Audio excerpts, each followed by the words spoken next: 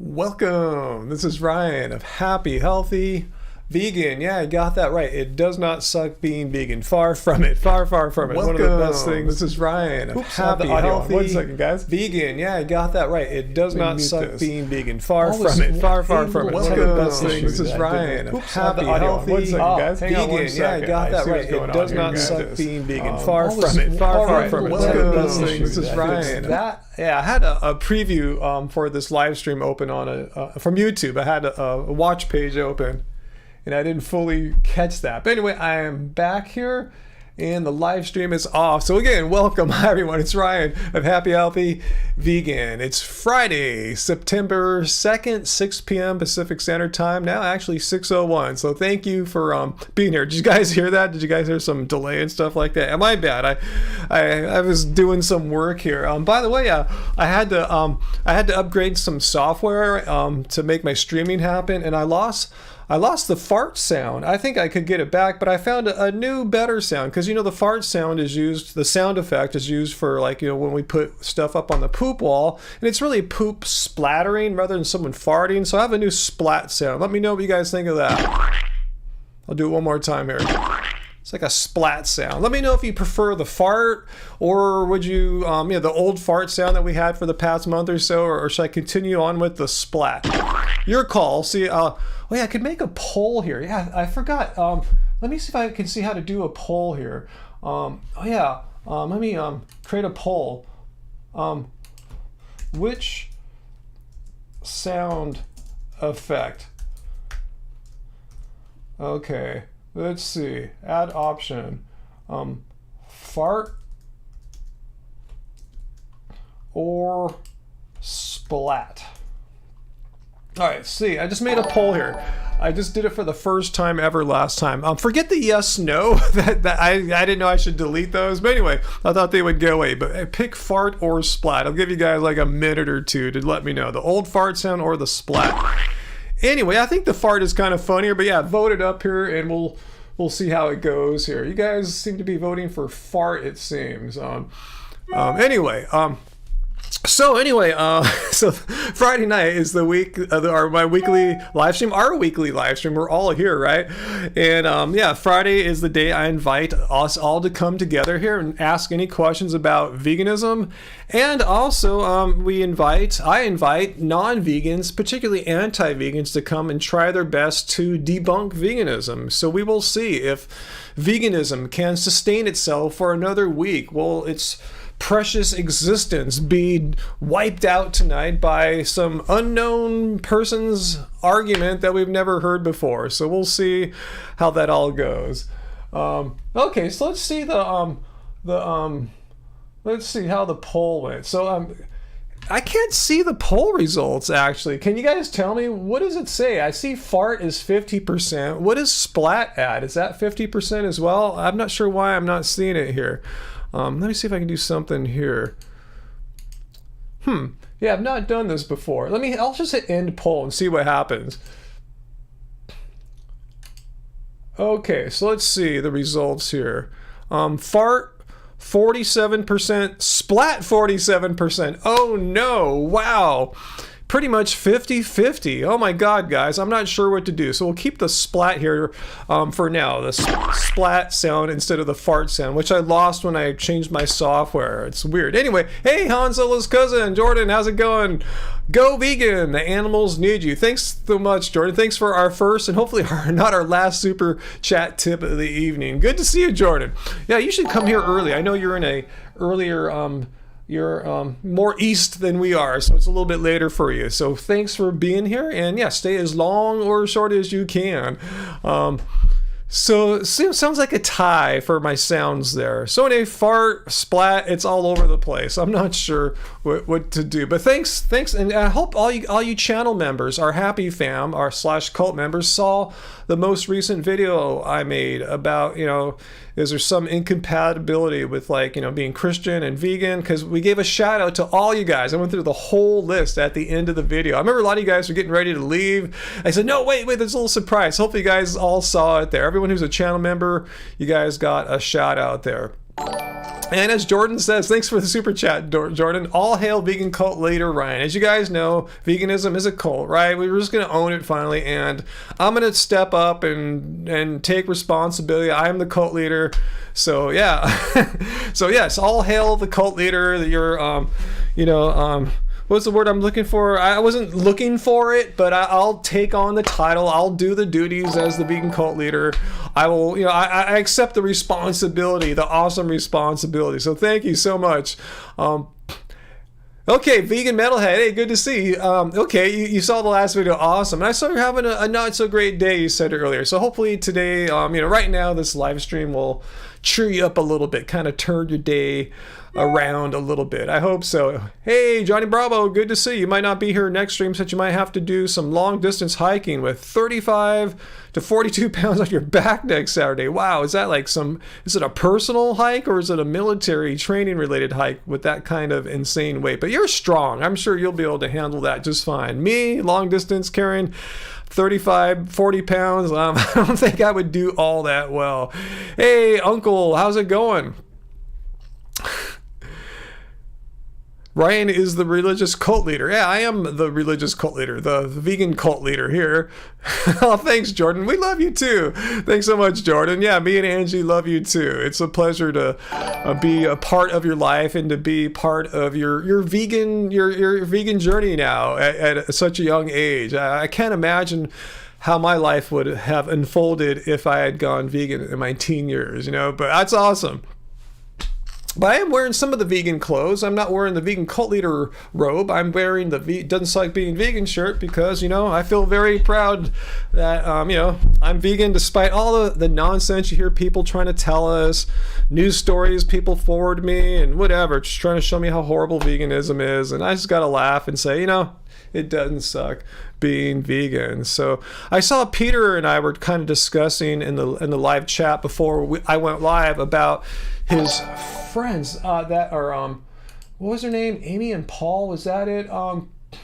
Nick and Amy.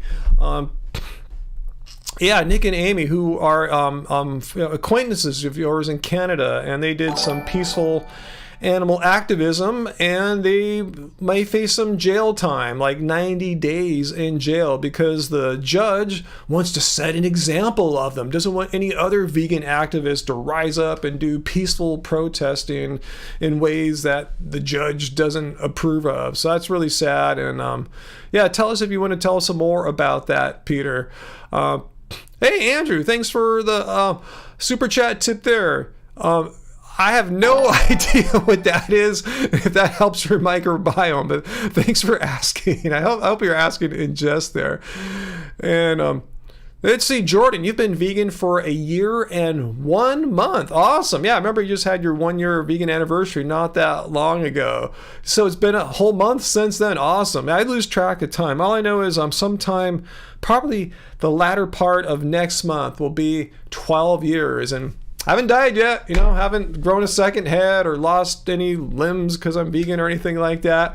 I guess I'll make a video about 12 years vegan, still here. What's that? What'd you say there, Peter? Did I hear the story of the animal sanctuary?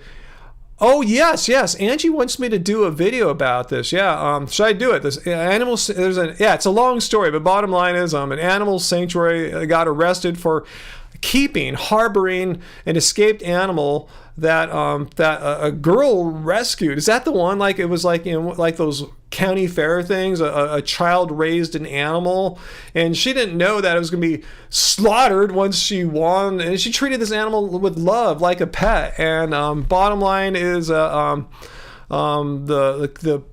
people who run this event said, no, tough crap, the animal's ours. And she tried to get it out and hide it in an animal sanctuary, and a cop drove across 5 county lines, totally out of this jurisdiction, and just took the animal and gave it back to the owner, not the girl, but like the bad people, and they immediately slaughtered it. Like, where's due process there? You don't take evidence and give it back to someone. There should be a judge to determine whose property, since they're looking at his property.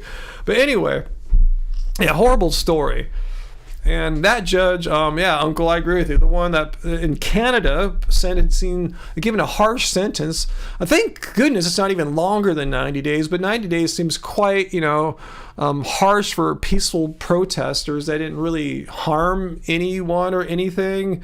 Anyway, hey, Fu Man, how is it going? Graven Baby's here too.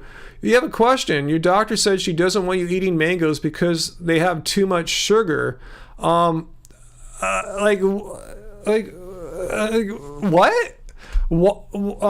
I would ask your doctor if there's any studies you can see that show that eating whole food plants, not processed food, like sugar that has been removed from whole foods, but sugar with all the fiber and I'm just asking. I'm not a doctor or dietitian. I'm just wondering if your doctor might be confusing sugar in its processed form as opposed to the whole food package that it comes in with mangoes. Because if that were so, you shouldn't be able to eat anything that's high in glucose, like say bananas or rice, right? I mean, what's the difference? Why are mangoes being singled out? I mean, that's kind of bizarre to me. I just like to know if the studies clearly show that whole food plant fruits are as bad for you as what she's saying. Because my suspicion is if there is a connection between high sugar content, it's probably with the process. But again, I would ask for clear studies because your doctor just might be confusing the word sugar to mean all those things. So Johnny, that crazy hiking with 40 pounds on your back is the military training thing. Okay, I see. You do it every 2 weeks on Thursday. That's cool. I guess that keeps you in shape. So your body's used to carrying 40 pounds on your back regularly. So when you have to do it, you'll be able to do it. But yeah, I'm Graven Baby. So let your doctor know you're evidence-based and you want to be absolutely clear that the advice she's giving you is relevant to whole food plants. That's what I would want to know because, like I said, your average person just kind of uses sugar to mean table sugar and fruit. It doesn't. They're not the same. Let's see. Yeah, Uncle, you got the right idea there. Just get that sugar from the mango frozen fruit bar right now. It's hot where you're at, too. I thought you guys usually get good weather out on the South Bay there because you get a nice breeze off the coast that we're missing. But I guess not. Let us know what the high was there today. I think today was 86, but tomorrow's supposed to be 94 or something like that. So anyway, Uncle, does anyone remember reading Charlotte's Web? Yeah, I read that in 5th grade or something like that. Do I take any supplements? Asked Chris. What did I eat today? Today I went to the gym, and when I came back, I had about 7 bananas, possibly 8. They weren't that big. Smoothie of about 7 or 8 bananas, and I mixed in a little bit of a tablespoon of ground flaxseed, and which has omega-3 fatty acids, a little extra protein, and about a half scoop of my Clean Machine Green protein, which is basically a whole food plant. It's duckweed, basically. It has a lot of omega-3s, and it's got a lot of amino acids. It's got a bioavailable B12, but yeah, that's my main supplement. And sometimes I'll take up a sublingual B12 spray. I've been using that more lately. I used to use it a long time ago, and I stopped taking it because I thought I was getting most of my B12 from my Clean Machine Green protein, but I started using the sublingual spray again. Why not?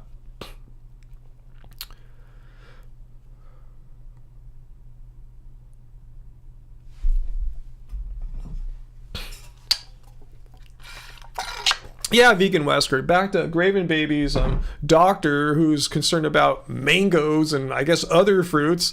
Yeah, sugar attached to fiber in fruit is not absorbed by the body in the same way as sugar that has been ripped out of a whole food and just stripped on its own, going solo through the body. Yeah, I'm not a dietitian or anything like that, but I do know that to be a true fact about reality. The body processes those two scenarios differently, meaning that the whole food plant gets processed in a healthier way for you. Hey, you're going to Disneyland, Naranjan. Awesome. You're going to Disneyland with your crotch goblins. I guess seeing our videos has made a subconscious suggestion to plan that trip. Hey, when are you going? Yeah, Uncle, I've been keeping tabs on Disneyland weather. Yeah, I saw it was like, it's going to be basically like 104 there this entire holiday weekend. Like, holy moly.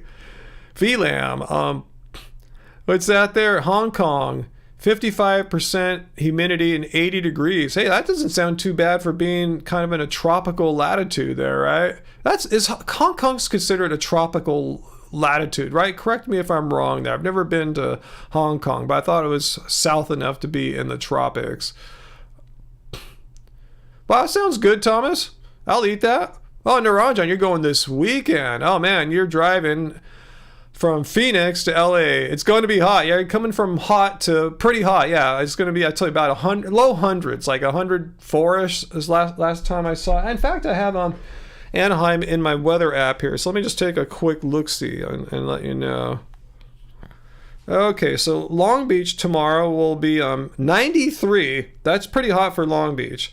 Anaheim, oh, you're lucky. It's only going to be 100 tomorrow. I guess they were forecasting something a little hotter than that when I last looked. So a little hotter in Long Beach than I thought it was going to be, and a little cooler in Anaheim. Yeah, I hate hot weather too, man. I'm not a fan. Some people love it. That's why in 2007-ish I installed in this old house air conditioning, mini split air conditioning units in 4 of the rooms.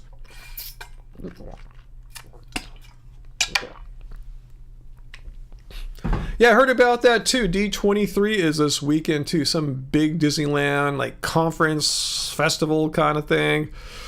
Shoe vegan, I am hot. Thanks, maybe metaphorically, but I'm trying to stay cool. I got the AC going right now. Trying to keep it cool here. Fulmar music. You live in the UK and your houses are made to be warm. That's what I understand there. Yeah, because it's pretty much always cold there, right? So they're trying to design the homes to like keep the heat. And it's 60 right now, but it feels like 80. Yeah, it's a problem when you have these unseasonably warm summers like you had like last, what was it, a month or so ago, which I've heard and read are going to be more common now that our climate is effed. So that's going to suck for you guys. You know, maybe, yeah, I bet air conditioning companies are going to be quite busy from here on out in the United Kingdom trying to like hook you guys up. Johnny, you're lucky you can handle the heat and humidity. Seriously, man. I don't know. I can't imagine going days outside that type of heat, especially hiking with stuff like, you know, you're talking about. Oh, cool. Naranjan, you have a new car? Your car has okay. Oh, do you have, it's new for you being a 10-year-old used car. Is that, am I understanding that right? But yeah, good AC is important, especially if you're living in Phoenix. I can't imagine having just like, you know, like questionable AC in Phoenix where, you know, it's often over 110. Hey, Eddie, how's it going? Okay, VLAMs, yeah, saying I'm correct. Hong Kong is on the northern edge of the tropical zone. Technically subtropical, hot and humid for 9 months of the year. I know I say I hate heat, but I'm telling you, like the place I'm most considering retiring in or moving to, like, you know, in the not so distant future, maybe in 5 years, is in the tropics of Mexico. So I got to start adapting a little bit better to heat. I mean, it's not horribly hot. They're like 84, like most of the year. Anyway, Grimlock, doing your job in the summer sucks. What is your job? Do you work outside? Because I feel sorry when I see people like working like on roofs or, you know, gardening, stuff like that. Like, wow. Well, you're lucky, Thomas, feeling like fall in Ohio. You're not a fan of the colder weather and snow. Yeah, I don't know what that's like, shoveling snow off our cars and stuff like that.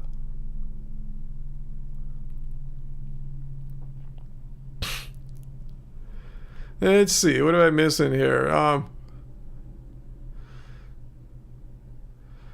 So let's see, any questions for me right now? Now's a good time. We don't have any guys. Oh, a refuse guy. Okay, Grimlock. Yeah, that sounds like a tough job, you know, in the heat, summer, heat wave. Wow. Prius, you got a Prius, Naran John. Yeah, I have something similar to that. I have a Prius Prime. I don't know if they offer them in Arizona. I think they do. I know they're not sold in every state. It seems like they'd sell it in Arizona. It's a plug-in hybrid Prius. So I have like a 30-odd mile all electric engine. I use that almost all the time. Rarely do I need more than 30 miles in a typical day. But yeah, even when I do need to click on the petroleum engine, the combustible engine, I still get like 55 miles to the gallon. It's completely insane. I love it. But no, we can't go on weekends with our SoCal residence pass. We're never allowed there pretty much Friday, Saturday, and Sunday. Occasionally a Friday, but never Saturday and Sunday. We might go one day next week and meet a friend there, but that's it. So yeah, enjoy. Yeah, have fun. It should be crowded and hot. Try to stay cool. One thing you try to do to cool off is pop into some of the hotels. Like, you can leave and walk. If you're in Disney California Adventure, you're right by the Craftsman Hotel. I forgot the name of it right now. Anyway, you could walk into there, or you could walk across downtown Disney and just go hang out in the Disney Hotel, hang out and get some AC. But yeah, it's gonna be brutal. Yeah, downtown Disney is open for anyone. If you can get yourself to downtown Disney, you can walk through downtown Disney. The only fee for it would be parking, but if you're already parking or whatever, you got that covered. President Biden's speech. Wow, what can I say about that? Our country is under... I've been saying this too. This is one reason why, guys, I've been, considering an escape plan from the United States in case it gets too crazy here for me. Yeah, Biden's speech resonated with me that we need to be very careful about making sure that from here on forward that we continue to have electoral democracy, representative democracy, things like that make the United States the United States. Yeah, check it out, AJ Vintage. Just check out Biden's speech from last night. Check it out. He sounded the warnings of a certain faction of a certain party that seems to be anti-democracy, anti-free and open elections. I'm not trying to make this political. I'm just trying to say I have these same concerns. I've had them for a while. So anyway, that's one reason why I have my eyes on exiting the United States, possibly. Just selling everything and moving to a tropical destination in Mexico where there's great longboard surfing. You have wanted to leave for a long time? Yeah, I honestly don't really, I can't visualize myself being here in the United States in 10 years. I should be gone by then, So it all depends on a bunch of stuff. But, maybe I'll be here. Maybe things will get better. Maybe things will change. But right now, it's not looking that great for, the kind of United States I grew up in, basically, where we vote for leaders and that's how it works. That can all change soon. Don't want to get too political. But anyway, Vegan Metalhead, you want to move outside the U.S. Northern Canada is what you're thinking. Yeah, Canada looks cool too. I think the immigration requirements are a bit tougher for like Canada. I looked at Mexico. I can move to Mexico, and one of our followers here, me Comunidad Vegana, when he's on, I sometimes ask him questions about moving to Mexico from the United States. Where do I want to move to? I want to move, I think, to some towns along, I don't know if I'm pronouncing it right, if you guys are or know a lot about Mexico, the Nayarit coast. That's one of the states. I'm probably totally butchering the pronunciation. There's the towns there are like Sayulita, San Pancho, or San Francisco has kind of two names. That area of Mexico. It's kind of by Puerto Vallarta, about like maybe like an hour north of Puerto Vallarta. Yeah, Costa Rica is nice, but yeah, a bit further. I want to try to stay a little closer so I can like move my crap, like have a moving company take my stuff and not have to like pay $1 million or anything like that. Will I stream after I move? Yeah, probably. I plan to keep doing vegan activism forever. In fact, it'd be cool to stream from a different place in Mexico. So that's my my potential plan. It probably won't happen any sooner than 5 years from now, but I'm keeping my options open and but yeah. Anyway. Yeah, Costa Rica sounds nice too, Brian. Yeah, that's just a little bit further. I kind of want to stay sort of close to the United States in case I need to get back and do any business. Yeah, the coast is hotter in Mexico than the inland. Yeah, I know that. I've been to inland Mexico many times. I've been to Mexico City maybe 4 or 5 times. I've traveled through Puebla and Guanajuato, but yeah, it's because it's the higher altitude. I forgot how many thousands of feet the central Mexican plateau is. Even though you're at a tropical latitude, it has a more mild climate because of that higher elevation. But yeah, the coast, still, I want to stay on the Pacific coast. We get some nice breezes off the Pacific coast. You know, it's a cooler ocean than the Caribbean on the other side. Plus, there's really good surfing on the Pacific coast. Your father lives in Costa Rica. Awesome. So yeah, if I had some kind of connection to Costa Rica, hang on one second. Something's messed up here, guys. I might consider Costa Rica, but you know, I'm cool with just going to, you know, the next country over, basically. Eddie, you will be a permanent resident in Mexico next month and get your Mexico passport. Whoa, you gotta tell me what's up, Eddie. Explain. Where are you right now? A permanent. I looked at the difference between like the 4-year, like the temporary residence. That what it is. You can renew it up to 4 times for 4 years. Then after that, you have to be a permanent resident. Should I do it that way? Should I get the 1-year thing? Just keep renewing it? Because I see I easily meet the requirements for like how much savings you need to have and stuff like that. But anyway, let me know. Acapulco. Okay, maybe you told me this before. Okay, Acapulco, Mexico. Yeah, I've heard of Acapulco. I don't know too much about it, obviously. Let me know if you don't mind, you know, some revealing these things. You don't have to. Yeah, let me know. Yeah, what made you? What got you down there? Was it just want to leave the United States, or a relationship, or something like that? Work? Let me know if you don't mind, and then let me know how you like living in Mexico. How you like Acapulco. So yeah, you might be my connection, giving me some tips here on how to do it. So you already did what I want to do there. Naranjan, you want to move back to India, back to your motherland. Oh man. Oh, you could, right? Can you move back to India? Maybe you can't do it right now, just like I'm not prepared to move to Mexico right now. But yeah, 5 to 7 years is kind of the time frame I'm looking at, something like that. Hey, Powered by Plants. Thank you. Yes, I am feeling well. Thank you.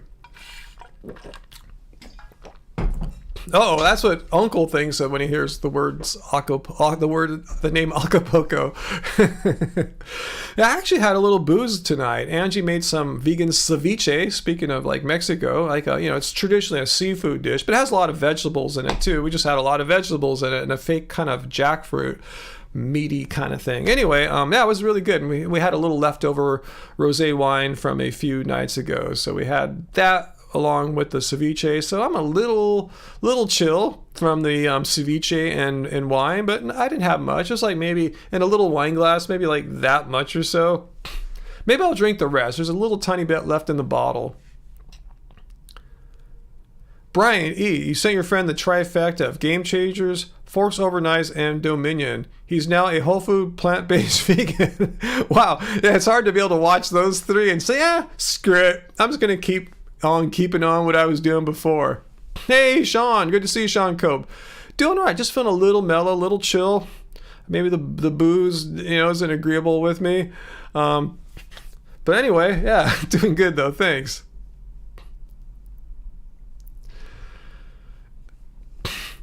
The woman have that Acapulco gold ball, enough said.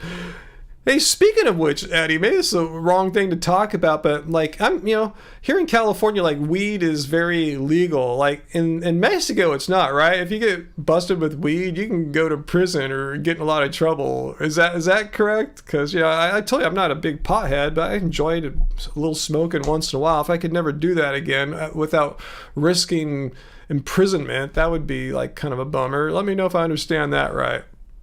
Naranjan, yeah, you can move. It's too many moving parts with your family and stuff to go back to India. Maybe now when the goblins are young, or later when they are flown away. Yeah, when you have an empty nest, if you have little goblins right now. Yeah. And now's not the time, for sure, if you're raising kids right now.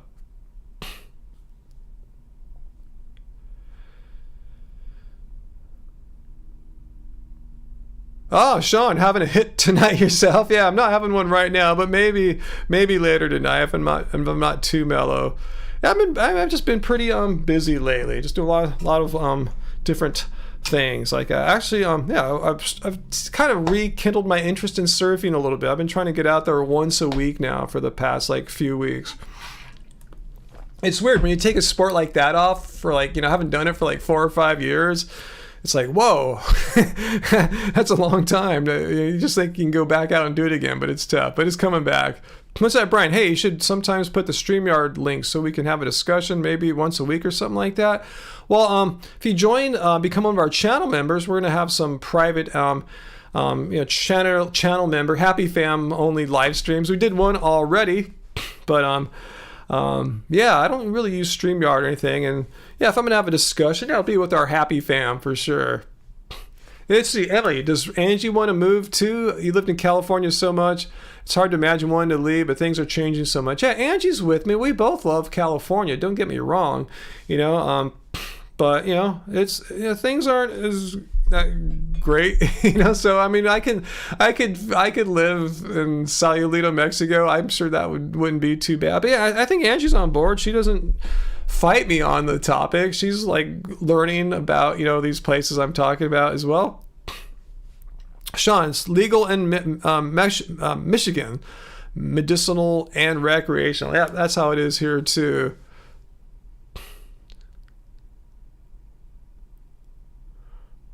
Let's see, Johnny, if you were to smoke weed, you get kicked out of the military. Wow. They also drug test at random too, as you won't know when it's coming. Huh. That's complete crap. So in the military, correct me if I'm wrong, Johnny, you can get S-phase drunk every night if you want, right? And that affects your performance as a military person. You'll have, dehydration, hangovers, stuff like that. You won't be tip-top, but weed doesn't do that stuff. So it's funny how this is why I'm against weed. That's why I want to decriminalize marijuana on all levels. It's just so stupid. You can get S-phase drunk all you want and have all the negative things that go along with alcohol, but weed, which is relatively benign, relatively next day effect free, it's why is that illegal? How come that basically pushing people to become alcoholics or just alcohol abusers and all the problems that go along with that, just all the just how groups of people are that are drunk, anyway, that sucks. You get it, Fu Manpu. The forces of evil have soiled our nation. Yeah, a bit. Yeah, we you know what I'm talking about too, Fu. Yeah. Yeah, powered by plants. Yeah, wine. Wine is great because you can travel the world without ever leaving your home, basically, huh? Yeah, I think our rosé was from France that we had a little bit of today. VLAM, genuine question. Is weed ethical if secondhand marijuana smoke is harmful? Well, I smoke only at home or something like that. I can't remember smoking out in public in a decade or two or something like that. So, I mean, I guess there's a lot of if then, I mean, not if thens, but what's the context and situation there? But I would venture to guess a secondhand marijuana smoke probably isn't as harmful as secondhand nicotine smoke. Someone correct me if I'm wrong there. But again, yeah, you can do what I do, just smoke in private or with your loved one or whatever in the privacy of your home. And there's no secondhand for anyone there.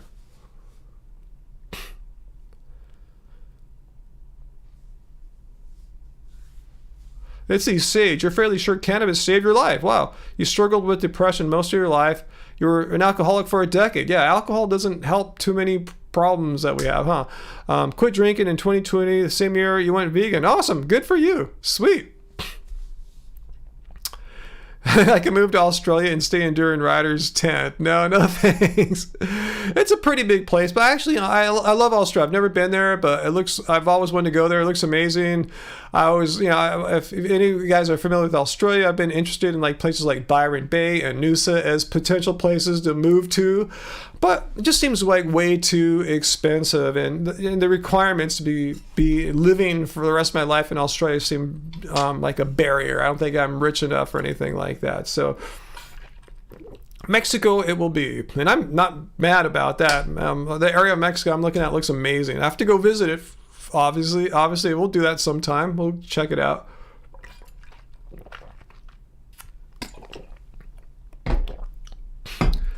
Peter, they are putting on a second vegan campout in Australia. I had no idea there was such a thing.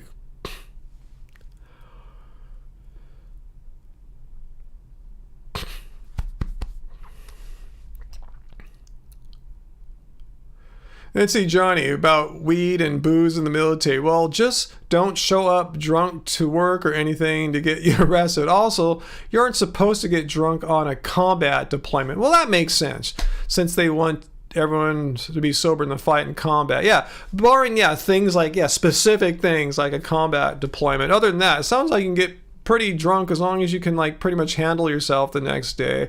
Which, again, is crazy. You know, why push people to become, like, raging alcohol drinkers when they could just have other things that are arguably less harmful for them and have less detrimental effects that could affect their performance the next day.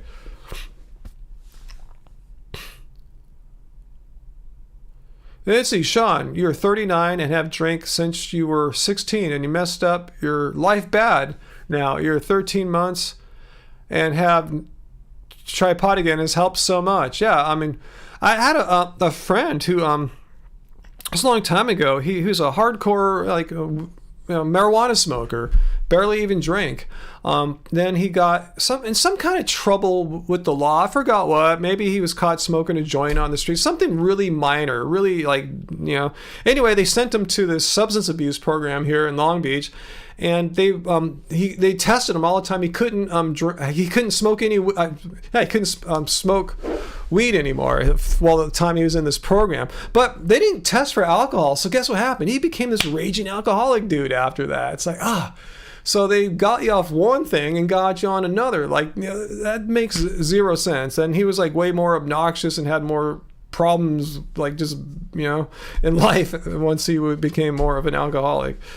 Anyway, not saying all alcohol is bad. I just had some, like, an hour or so ago myself, just a little bit. Just like a little bit in our wine glass there. Wow, some jobs require a secret security clearance, like yours does. Wow, you have a secret security clearance. Wow, that's pretty hardcore, Johnny. Wow, that sounds very like, high level. Jam, addicts will always substitute one thing for another. It's called cross addiction. Yeah, it sucks when they get you off one thing, like weed that, was, the guy was functioning just fine, had no problems other than getting a ticket or something like that from a cop, and then he had an alcohol problem afterwards when they were testing him. Anyway, addiction sounds like would make you a security risk for sure. Yeah, Peter, isn't Dr. Clapper a little bit extreme there? I think having a little bit of alcohol is not going to really destroy my life or anything like that, destroy my brain cells or cause my liver to die. I mean, I understand where he's coming from. Ideally, just don't drink anything. But as far as I understand, the general medical consensus is, if you do it, like, in moderation. I hate that phrase, in moderation. But the way I do, like, once in a while, maybe once every week or two or three, and only small quantities. I don't think I'm going to really lose too much time off my life, is from the best of my understanding of how alcohol in the body works. Okay, Eddie, weed is in Mexico. This is not a police state. Just remember to leave your United States attitude at the border. I don't have a United States attitude. I feel alienated in my home country. There's no 911 or lawyer you can call. It's a different world here. That's why I'm afraid if I were to live in Mexico and it's not legal, I'm afraid, like, even getting caught, I could, like, go to prison for 5 years or something like that. Weed is okay here in Mexico. Yeah, maybe I'm overreacting, because when I traveled through Mexico City, I saw people smoking weed, and maybe I'd be more fearful because I'd be a foreigner and I don't want to like lose my eligibility to live there and stuff like that. But anyway, cool. It's good to know that they're not really busting people hardcore for weed. Just maybe like pay the fine, the tip to the police officer, and you know you're good.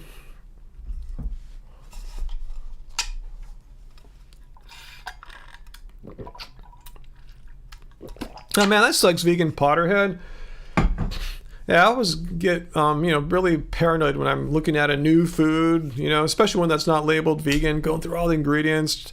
It's tough. Don't worry about that. Don't worry about it. Don't be too hard on yourself. Grieving babies, do like me and grow your own weed. And if caught, just say you thought you were growing tomatoes. You can't. Yeah, weed. As far as I know, Florida, right? With Governor DeSantis, totally like illegal, right? You can go to jail for growing weed there, I imagine. If so, you're pretty brave. Good thing you're anonymous here. Produce Not Pills, how's it going? What is the Michaela Peterson debate? Let me know. I obviously don't know anything about it, so I can't comment on it, so let me know.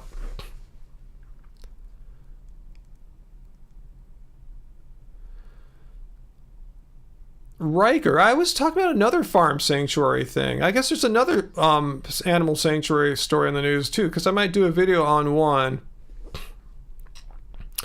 Been listening to old replacement songs. Oh, Fu Man, and I didn't get a chance to get to the post office. I was hoping to get there today to our P.O. box to get the photo you sent me. So I'll have it next week. I'll promise you that. So my bad. Can I show it too, Fu Man? Let me know if I can show. You said you sent me a photo of yourself doing something. I forgot what you said now. It'll be a surprise when I get it again. So let me know if I can show it to the audience here on the live stream.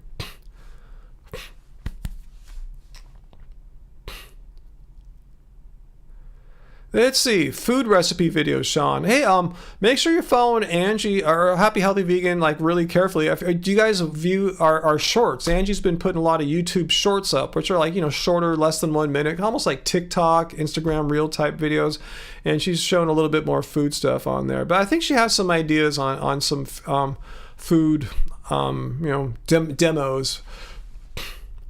But our house sucks for recipe demos. We don't have like we have an ugly galley style kitchen. We don't have like one of those nice peninsulas or islands where you can lay your stuff out. And it's not, we weren't YouTubers when we bought this house. YouTube didn't exist when we bought this house.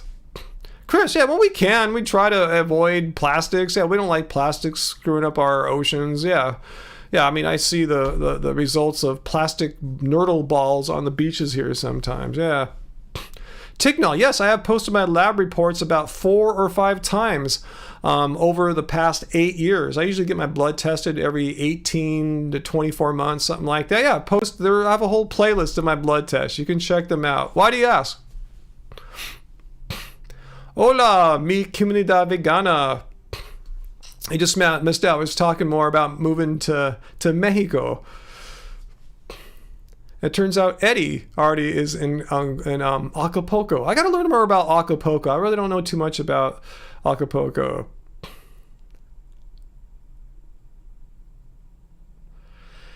Yeah, Produce Not Pills. Angie made some good cooking videos in the past, but you wouldn't know it. It just like... It's really difficult to make good cooking videos in our house, in our kitchen. There's just so many problems, so many things to try to fight and struggle with. By the end of her making cooking videos, she's just pissed off and just angry, and it's not rewarding. I'm sorry to say that, and we just don't have a very less than ideal cooking situation here, but. She has some recipes in mind that don't involve cooking, which are easier to film. She has a nice spot where she has near the window, a big cutting board where she could do preparation. So she has some specific ideas in mind that don't really involve trying to film over our dark stove area.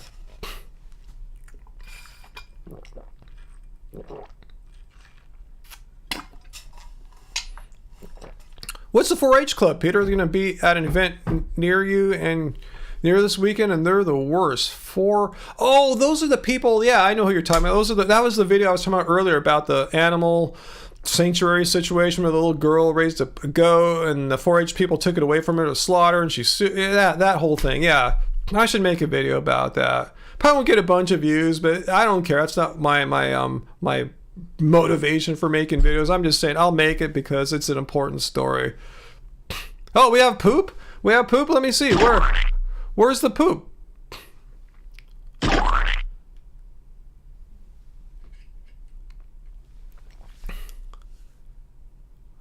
All right, Ticknall. All right, you're gonna throw a poop on the wall.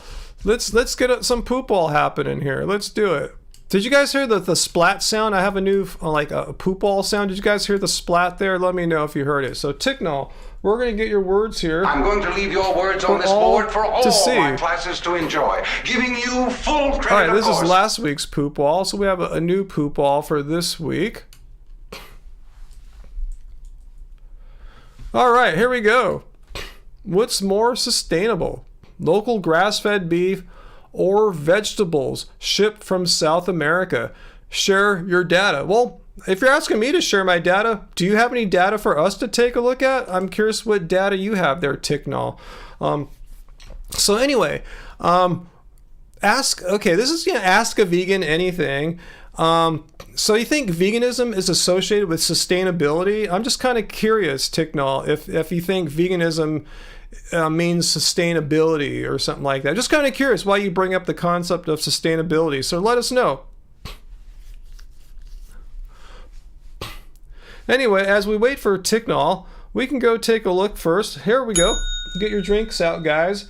The definition of veganism. Yes, it has to come up on every live stream because let's see if veganism is somehow an environmental movement. A lot of people think veganism is a environmental movement.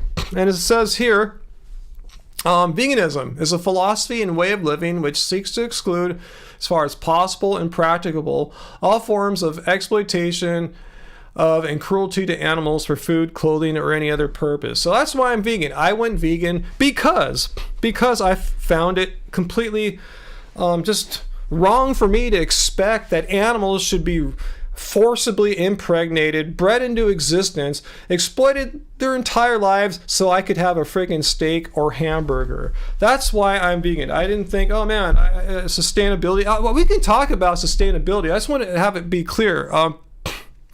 Well, we can talk about sustainability in a second, but it's always brought up by vegans. I'm just telling you, it's an ethical movement. It's absolutely unnecessary for you to have animals killed for you in order to live a long and healthy life. It's completely unnecessary. That's what veganism means. It says nowhere on here that this is a sustainability movement.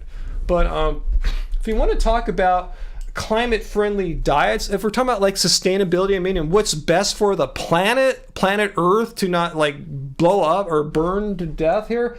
Let's see. Let's look at UN climate. Type in United Nations climate-friendly diets, and I know the Irish Times has this story. So let me just type that in here and see if I can find it. Here, the 8 most climate-friendly diets according to the United Nations. And let's see.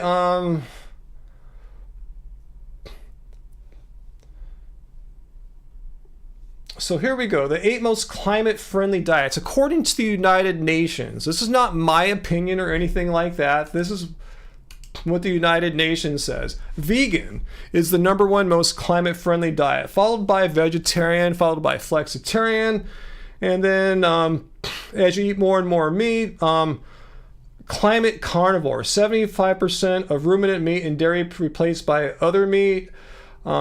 Mediterranean 8th. So this is it's obvious if the United Nations, not some Facebook group of anti-vegans or something like that, or some keto guys on TikTok, this is the freaking United Nations. If they say vegan and vegetarian are the most climate-friendly diets, that means it's good for our planet. And let's see what they're talking about, if this story covers that. Okay, they're talking about land use, forestation, and just the effects of agriculture has on our planet. So, what do you think about that, Ticknall?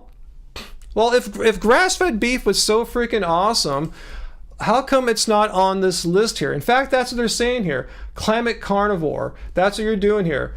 75% of ruminant meat and dairy replaced by other, I guess, more green sources of meat. But here's the thing. If you want to talk about sustainable, let's talk about sustainable here. Let's talk about, let me look for a video I made about this very topic here.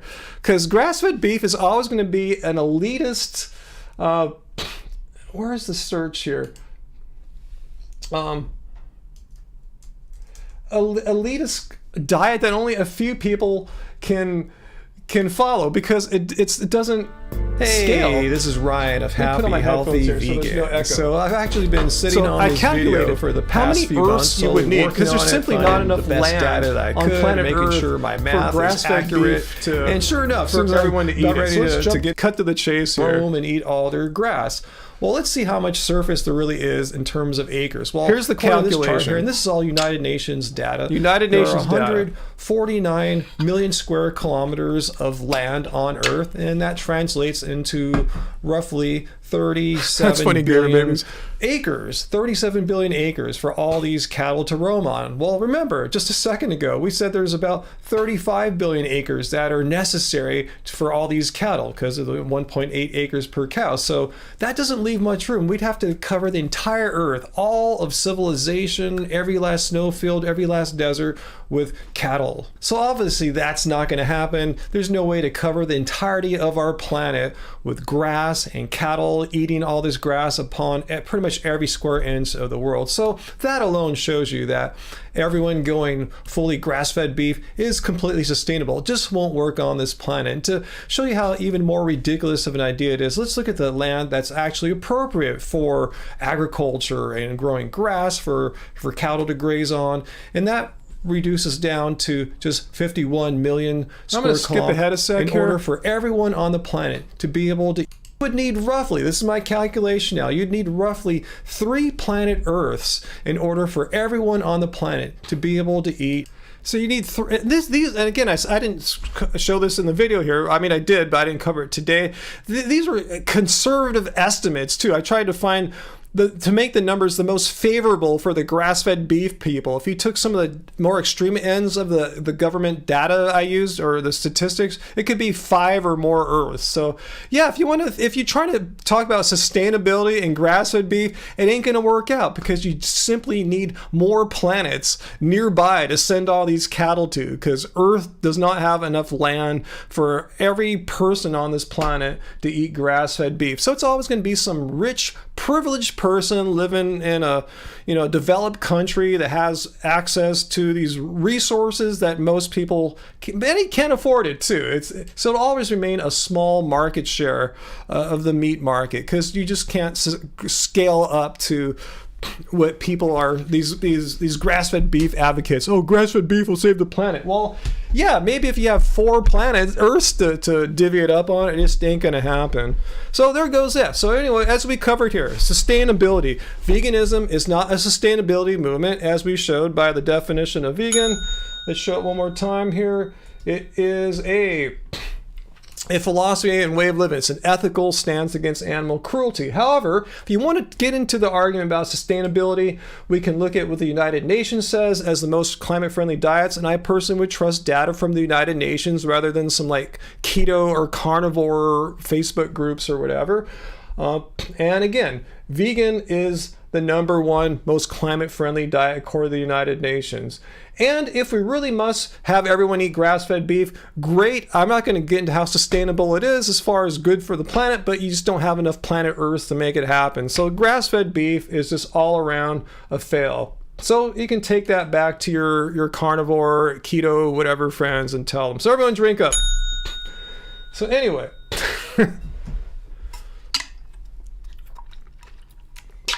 define cruelty. So now we're gonna, okay, what you're doing right now is throwing poop on the walls. You brought up sustainability, and I showed you how it doesn't, your sustainability argument, once you look at it, it doesn't really hold any water. Once we look at actual facts, remember, this is an evidence-based show. I just don't make stuff up like a lot of these groups I'm talking about here, these Facebook, social media groups. This is an evidence-based show, and the evidence shows your sustainability argument doesn't work. So now we're going to talk about cruelty. What do you think animal cruelty is? How about like shooting an animal in the brain or the throat? Would that be considered cruelty to you? I mean, what do you think? Slaughtering an animal? That's not cruelty. That's like animal love, or treating an animal really nicely. What do you think? What do you think?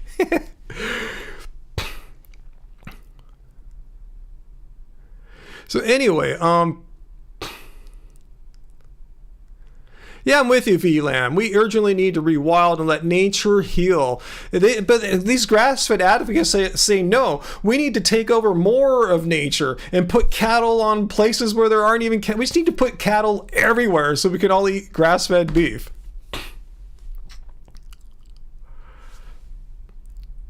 Why do I have to keep sucking on that bottle? Because I want to. Is that triggering you?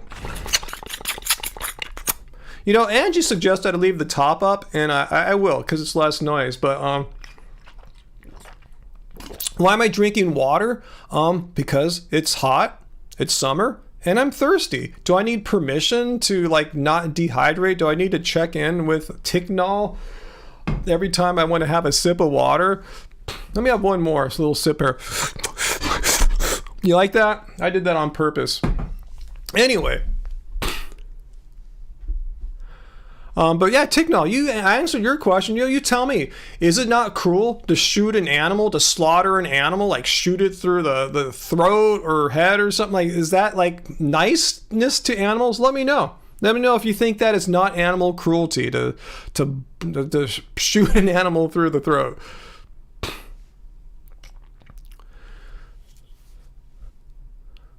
The gratuitous infliction of pain. Let's see. Is that what I'm curious. Is that what the dictionary says? Definition of cruelty. Let's see. Here. There's many definitions. Not just one definition in the world, but let's see here. We got callous indifference to or pleasure in causing pain and suffering. That's a more malicious kind of thing. He treated her with extreme cruelty. But here, behavior that causes pain or suffering to a person or animal. There's a definition right here. If you just type it into Google, the second definition, a behavior that causes pain or suffering. If I were to go up and like hit you on the head with a stick, it causes pain to you, right? That's being cruel to Ticknall, a human, I assume, right? You're not a bot. If I were to do that to an animal, hit it with a stick, that's causing pain. That's causing cruelty to an animal. So yeah. Behavior that causes pain or suffering to an animal. So Ticknall, you're disagreeing. If I were to bash your head with a stick from behind, you didn't know it was coming, that's not cruelty. According to you, it's something else, right?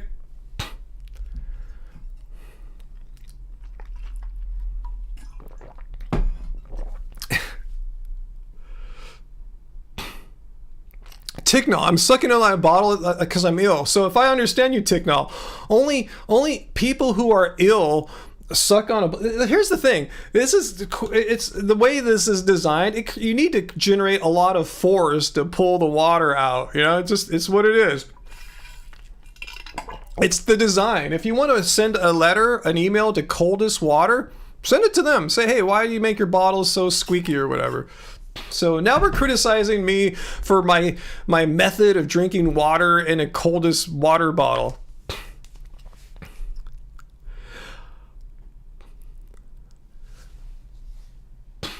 Okay, Ticknall, does a bolt to the brain cause pain? Well, let's look at the definition again. It says where we got here? Oh,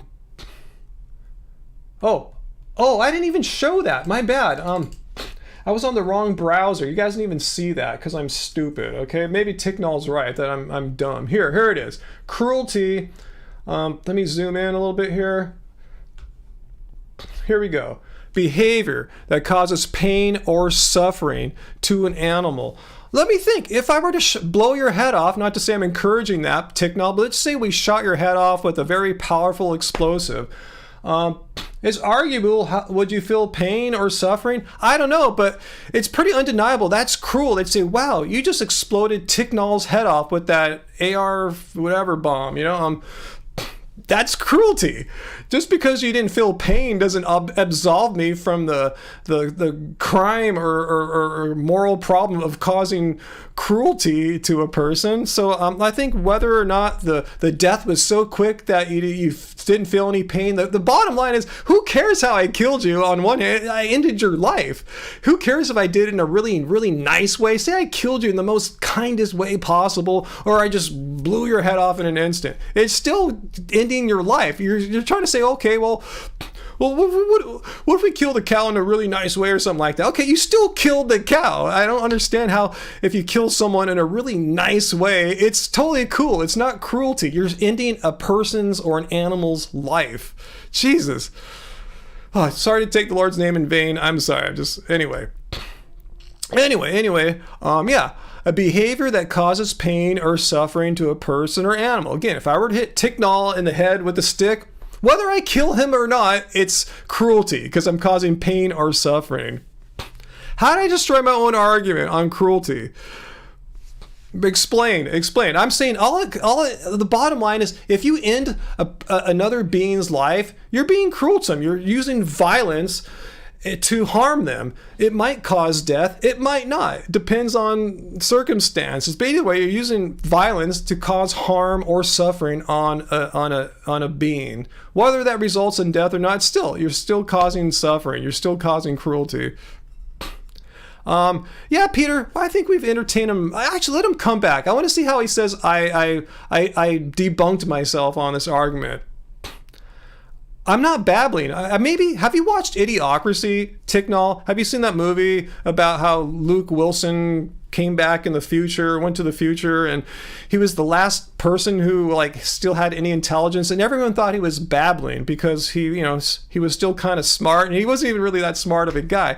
So if you think I'm babbling, it's because you lack the brains, basically. You lack the capacity to understand cogent, logical, rational thought. I know that's a tough thing to swallow for a lot of anti-vegans, because that's a common denominator I've noticed amongst 99% of you guys, is that you're lacking critical thinking skills. So if you think I'm just babbling, it's on you. Don't project on me. It's on you that you just don't have the capacity to understand critical thinking. And I understand it's just not taught in schools or anything like that. This is tough for a lot of people. So I feel for you.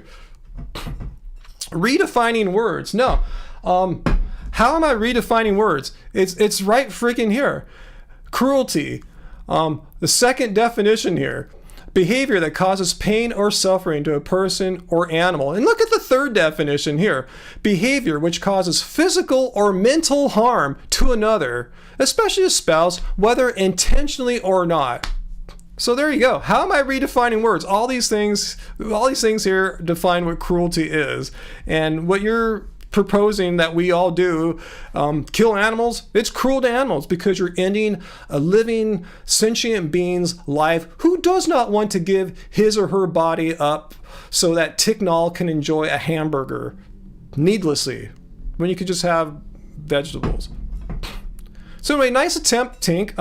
If you are not Tink or whatever his name is, Ticknall. If you want to come back after maybe taking a course in critical thinking or intro to logic or something like that, come back and you'll be welcomed back. But yeah, can you guys just time them out? Yeah, I think you guys did all right. Thank you. No hard feelings. But you are incapable or unable to understand evidence-based information when presented to you, and unable to follow just a simple, clear, concise, logical argument. Tinkle. So anyway, that was fun.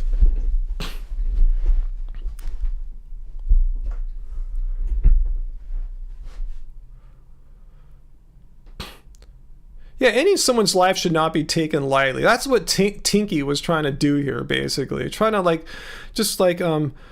what was the word there? Just to make it light of, someone died, animal, person died, and, depending on how you end its life, it might not be cruel. Anyway, yeah, killing is killing. He's trying to ignore the basic fact, okay, what if you kill it in a certain way? You're still killing it. Who cares what method you employ? You're still killing a sentient being. Killing in itself is cruelty. That's part of the definition here. Behavior which causes pain or suffering or physical harm. How can killing someone not be equated with physical harm? That's like the definition of physical harm, using some kind of force or action on a person to end their life. That's by physically harming them. I mean, these are what the words mean, and I'm the one who was accused of redefining words. No, I'm just simply reading what's on the page here. Anyway, we have a plant activist. Where's the plant activist? Was Ticknall being a plant activist? Because we do have plant activists.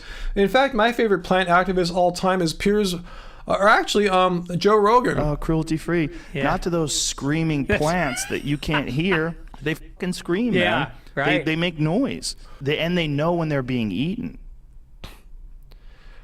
Okay, who's asking me where I get my B12? GF Skate. Where do I get vitamin K2 or B12? Vitamin B12. Have you seen my blood test? What's your name again? Make sure I got your name right. GFTV Skate. Well, have you seen my blood test? If not, I'll gladly link you to my playlist of blood tests. For most of my blood tests I put up online, my B12 levels are in the top 5%, meaning they're better than 95% of people that live in the United States. My B12 levels are strong, and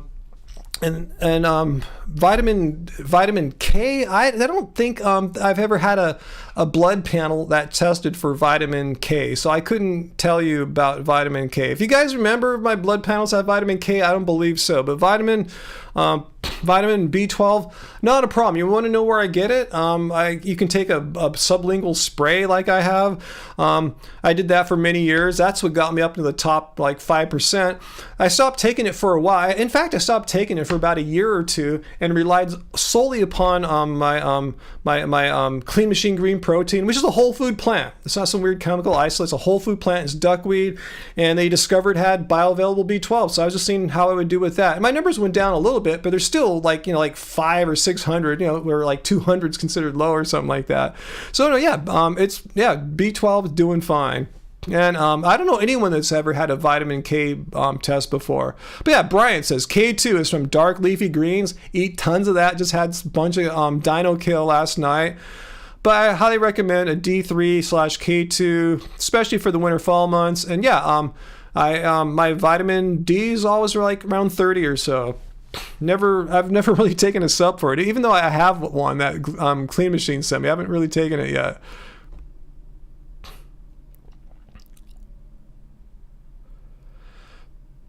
K. Bimmer, I come here respectfully. Live your own life, not to tell people what to do, just conversing. What are you trying to say here? Death is part of life. From death there is life. What are you trying to tell us here? I'm going to put you on the wall here so we can... What are you trying to say? Let's put you on the wall here. I'm going to leave your words on this board for all my classes to enjoy, giving you full credit, of course. So we're going to give you full credit for what you're saying here, and we're going to try to figure out what the heck you're saying here, because on the face of it, my quick read of it, I'm not sure what you're trying to say. Death is part of life. Okay, so from death there is life. Okay, what are you trying to say? Are you trying to justify killing in order to live? Is that what you're trying to do? It is in our instinct to kill. No, it's not in our instinct to kill. Maybe yours, maybe you have a sick mind where you want to kill. I don't want to kill things. I don't want to kill people. I don't want to kill animals. I don't even want to kill insects. That's why we are the most dominant species on the planet.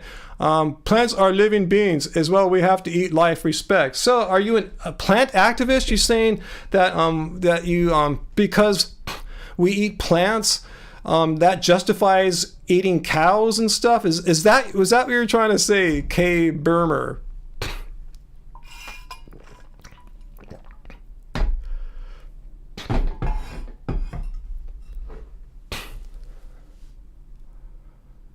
Let's see, Dairy Fairy, you don't take K2 supplements or D3, and you're in Scandinavia, which is a high northern latitude. Vegan for 15 plus years, no problem whatsoever.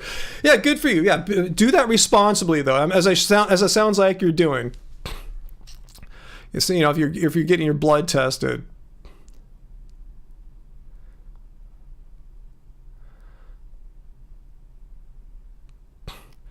As far as we know, plants are less likely to be sentient than animals. Yeah, I like it when we get these plant activists like Joe Rogan here. Cruelty free. Yeah. Not to those screaming plants that you can't hear. They fucking scream, man. Right. They make noise. They know when they're being eaten.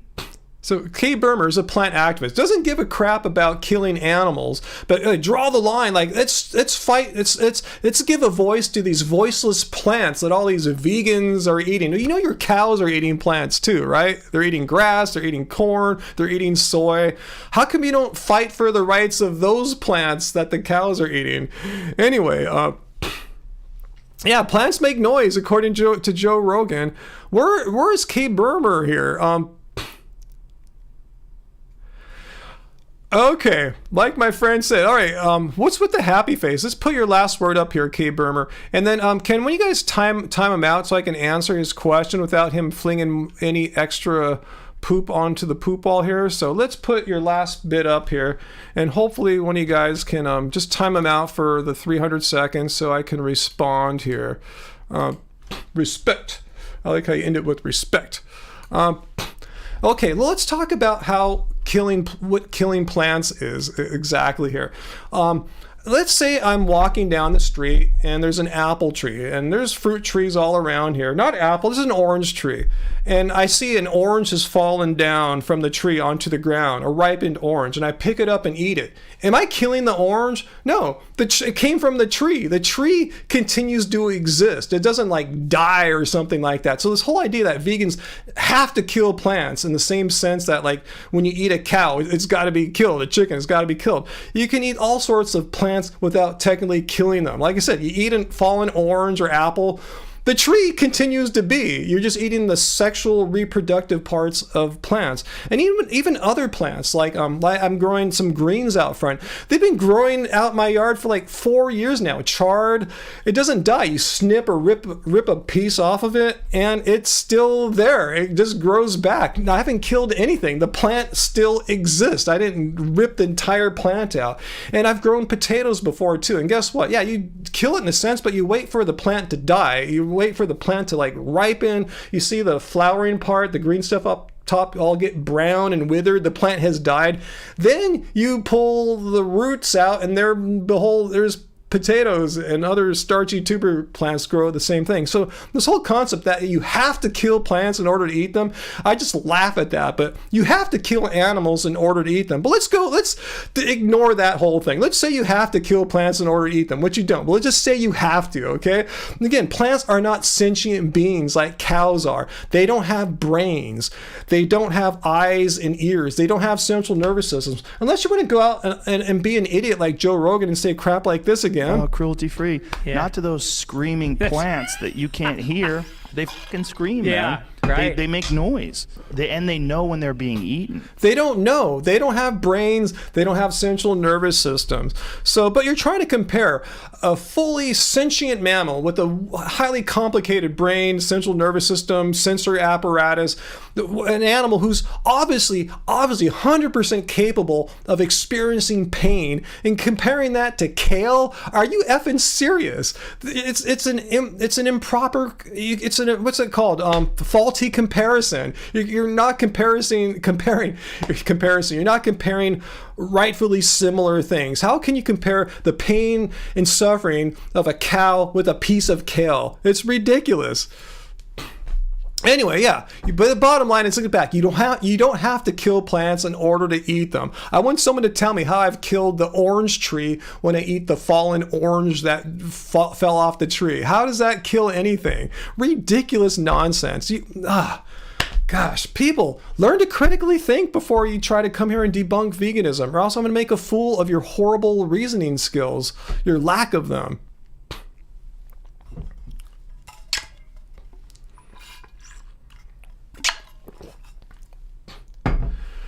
King Felix, well, harvesting root vegetables kills the plant. I said, I've grown root vegetables. Yeah, I said, technically, I guess you're kind of killing it, but you wait for the plant to die back. Seriously, I've grown potatoes. When you see the green stuff all get brown and die, its life cycle is over. The plant is dead or near dead, and then you pull it up and there's the potato roots, you know?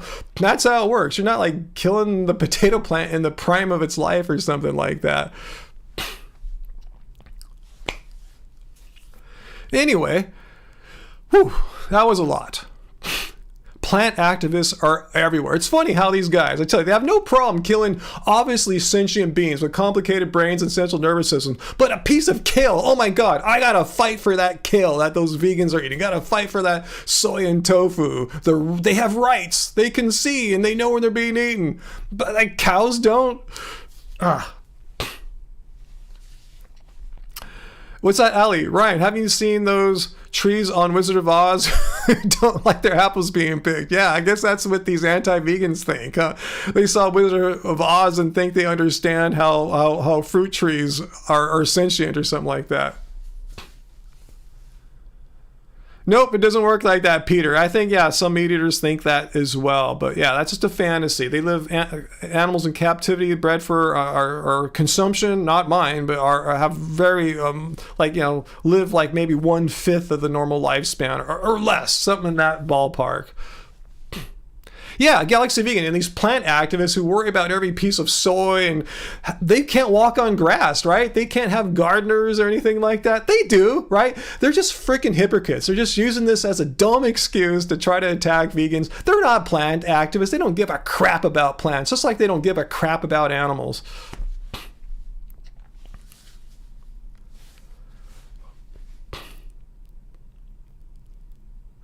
It's a vegan Wesker, dismembered and skinned potatoes, deep fried French fries. How cruel. I know. Where's the cruelty in any of that process there? The potatoes were never sentient or anything like that.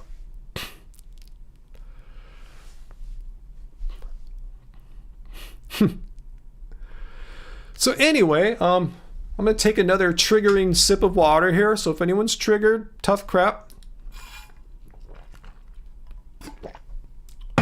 Yep.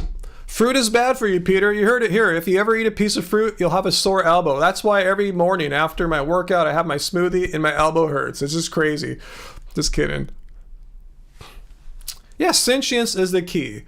Plants are not sentients. They don't have the physical hardware that's necessary for sentience. Animals do.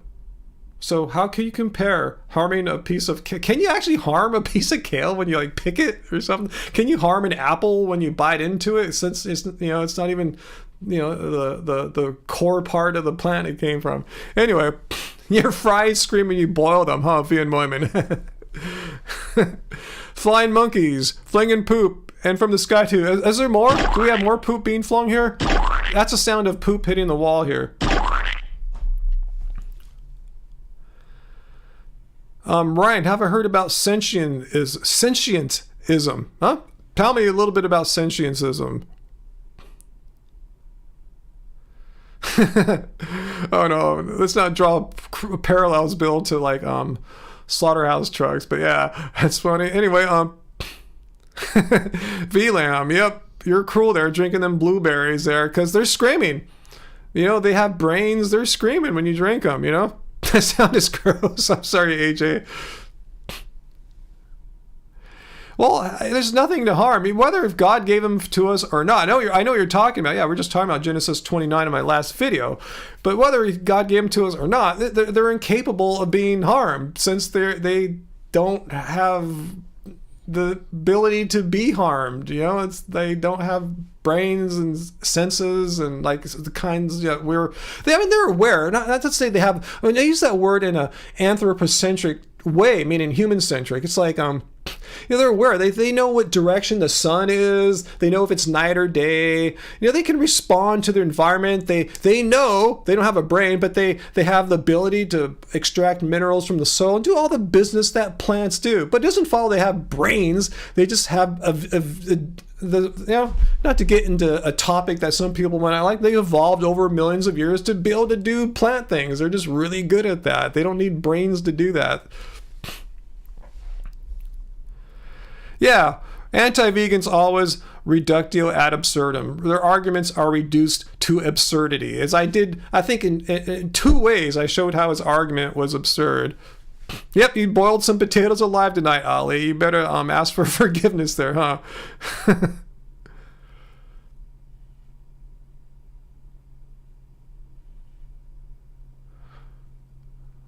K. Berm, you're back. Plants are as alive as me. You will pay for these crimes against plantenty. Now I know you're trolling, and I feel like I've been suckered by a troll here. There's no one that would ever argue that. I'll pay for these crimes against plantenty. Are you really a vegan? I'm screwing with me.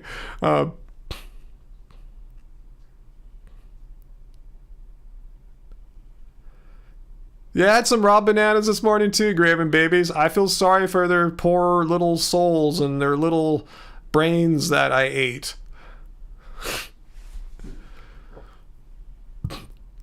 VLAM, what does the Buddhist Bible say about eating animals? If there's a Buddhist Bible, there's just like the teachings or words of Buddha.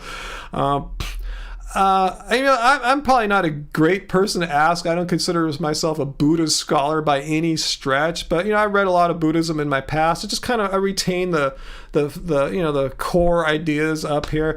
And the way I personally see Buddhism, the way I read it, interpret Buddhism, it pretty either way and this could be debatable. It makes, especially now, maybe not in Buddha's time, 2,500 years ago, things are different, didn't have the options that we have now, but to me it sounds pretty obvious. Like, we should not eat animals. We shouldn't exploit and harm animals. It seems to me like, a modern day Buddhist should have no choice other than to be vegan. And if so, they're gonna have to come up with a pretty damn good argument how eating meat squares away with, like, some of the key tenets of Buddhism. Anyway.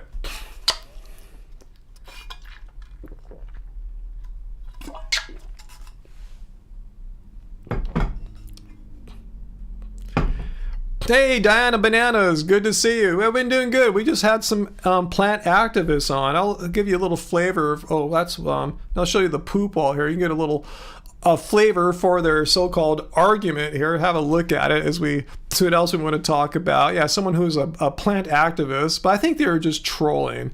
But they got on the poop wall, so they'll live in infamy forever on YouTube as being a poop wall person.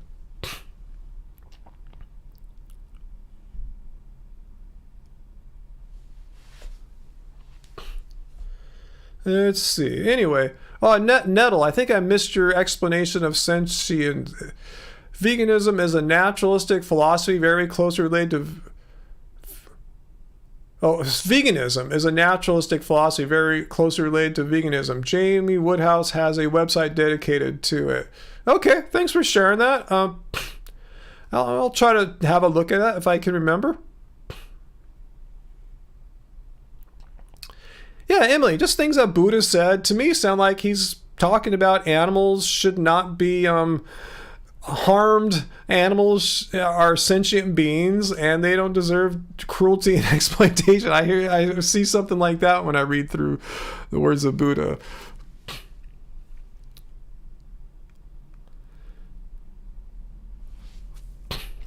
Let's see.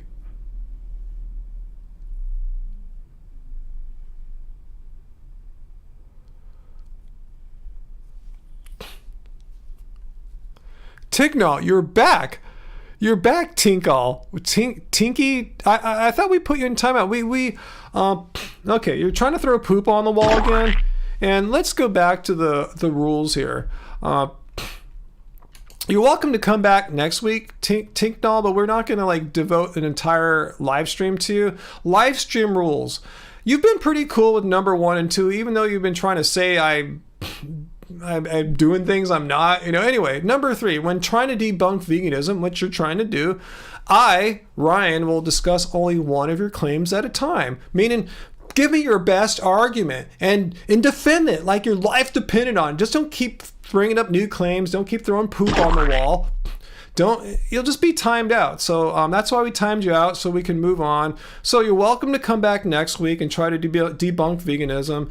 But again, you have no idea what veganism is. You think it's a sustainability movement. So everyone, have a drink, because veganism is, I don't think his memory span is that long. Let's take a look at it again. Does it say anything about it being an environmental movement that's the most sustainable way of living? I showed you it is. The United Nations declared veganism the #1 most climate-friendly diet. Anyway, once again, it's a way of living which seeks to exclude, as far as possible and practicable, all forms of cruelty and exploitation of animals for food, clothing, or any other purpose.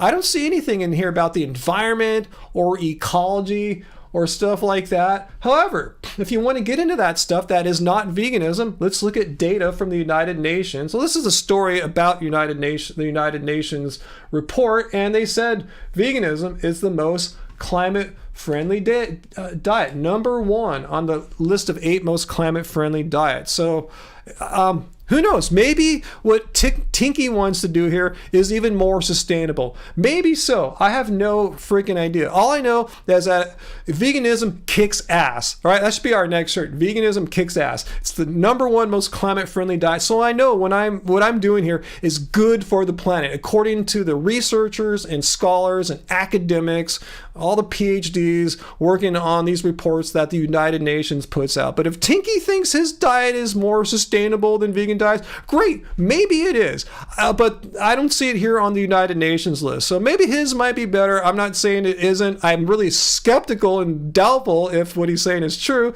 but all I know is veganism is the best one according to the United Nations. So anyway, thanks for playing, Tinky. You can come back next week, and can you guys time him out, and Tinky, it's just a timeout, so you just go away, watch another live stream right now, and come back next Friday, 6 p.m. Pacific Standard Time, and give me your next best argument about veganism. But remember, don't just keep throwing poop on the walls. Give us your best argument and defend it. Defend that argument. It's yours. You owned it. Stick up for it. Just don't keep throwing poops on the wall and moving goalposts. All right. Anyway, let's get back to it. Tinky.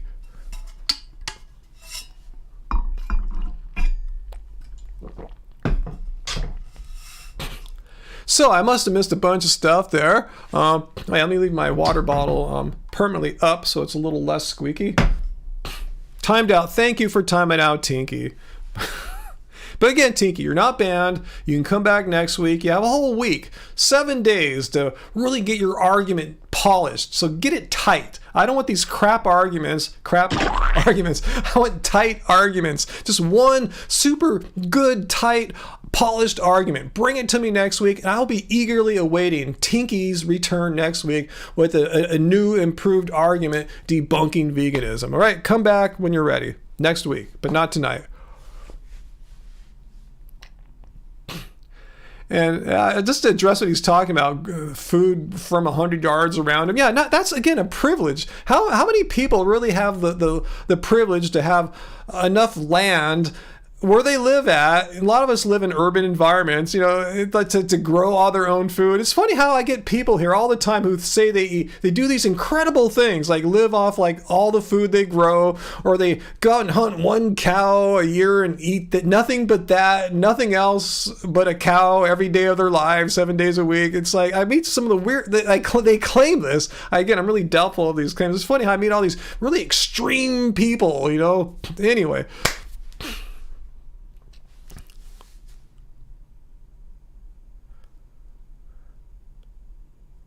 Yeah, not all food grows in every environment. Obviously, yeah. So, you'd be really limited. If you only could eat what grows within 100 yards of where you live, you'd be eating, by definition, a restrictive diet. People say veganism is restrictive. Meat eaters that do this, I only eat within 100 yards. You're eating a restrictive diet because you're limiting yourself off to foods that you might not be able to, you can't grow in your local environment.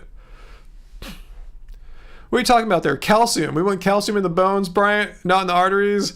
And K2 facilitates that. Hunt one cow. Yeah, Dairy Fairy. They hunt. That's what they say. They go and hunt a cow or whatever.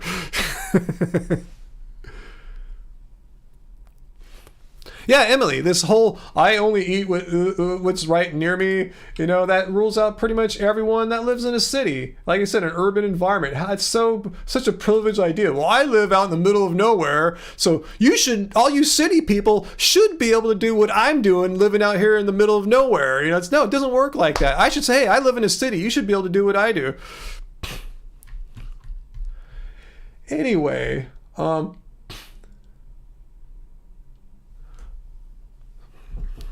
else you guys saying here?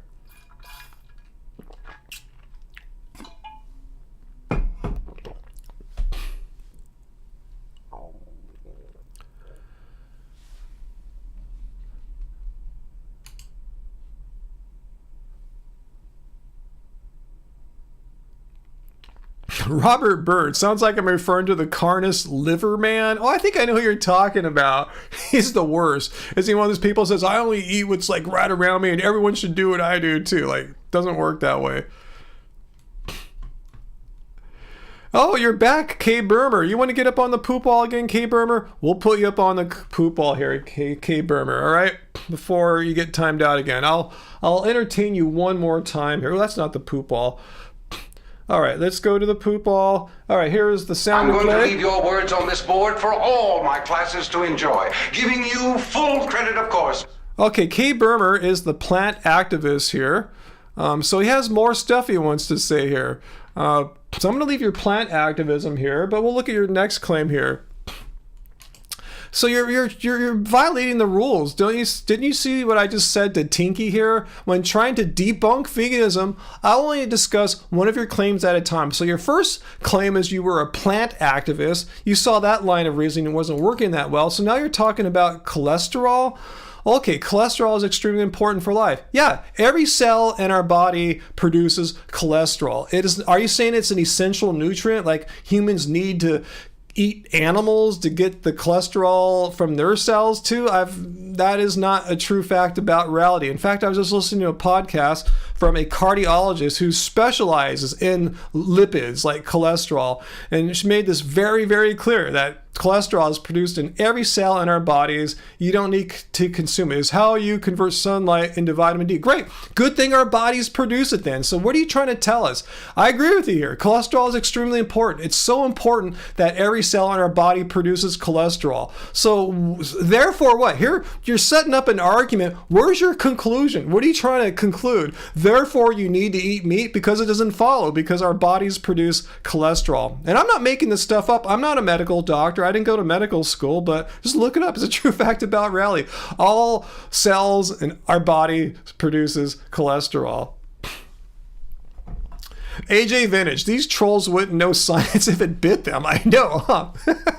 Yeah, AJ, your body naturally makes cholesterol. Not only your body, every cell, every single last cell in our body, according to a cardiologist. I just listened to Danielle Bellaro's podcast. Check it out. It's on all the major podcast services. And she did a special debunking like these cholesterol myths that people put out there. Like you need to consume dead animals. Nope, you don't need to. My conclusion, meat is mine. Yummy liver. That is just stupid. No, that doesn't follow. It just shows you how dumb this reasoning is here. Then we'll just ban you because you're just saying, ooh, meat is yummy. Here's his argument. Cholesterol is extremely important for life. It's how you convert sunlight into vitamin D. Therefore, meat is mine. Nope, doesn't follow. It doesn't follow at all. So can you guys ban him for me, Uncle or Peter? That is just like totally violating our rules here. You're not being respectful. That's number one. Be civil, be respectful. So you're gone. So anyway, thanks for playing, K. Burmer. It's been fun chatting with a real life plant activist, someone who says he refuses to hurt plants. Anyway.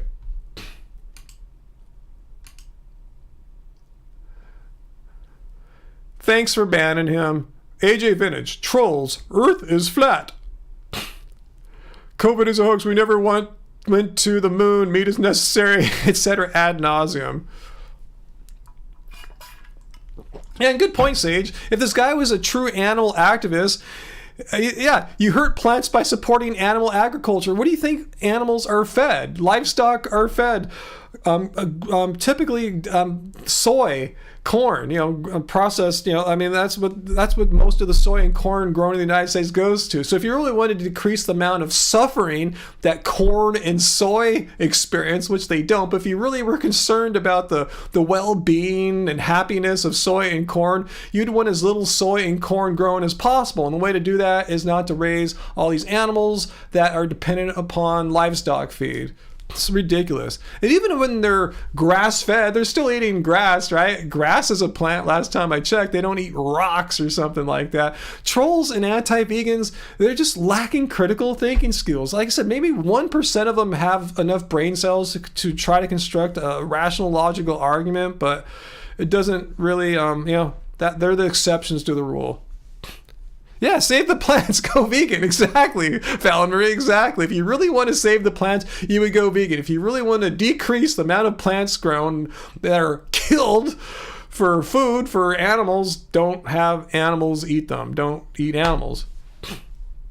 Yeah, don't feed the soy to animals. Feed it to me. I want more soy. Give me the soy. No, I never heard of that person, Vegan Corey. I wonder if Graven Babies knows. I know Graven Babies is our wrestling person here. Uncle, yeah, you've seen this time and time again, Uncle. Trolls have zero logic. They feed on BS. It's funny how he said I was babbling. Everyone watch Idiocracy if you haven't already, because I remember Justin Long, remember the Mac guy? He was laughing at Luke Wilson, saying, "Oh, you sound so stupid. You sound like blah, blah, blah, blah, blah." Like, Luke Wilson just was speaking in a clear, slow, rational manner, and they couldn't follow it because they were so stupid. And that's what that troll says. You're just blabbling. Yeah, I'm speaking in a way that you can't understand because you're incapable of following simple, clear thinking. Hey, good night, Galaxy Vegan. Thanks for joining us here. Yeah, you've seen that, Brian. Everyone, if you haven't seen it, just stop what you're doing or tonight watch Idiocracy. When it came out, we're all laughing. Gee, I'm sure glad we're not that stupid yet as a species. And here we are now in 2022. And I was watching an interview with Luke Wilson, the primary actor. He says, "Yeah, it's kind of funny how it happened so quickly."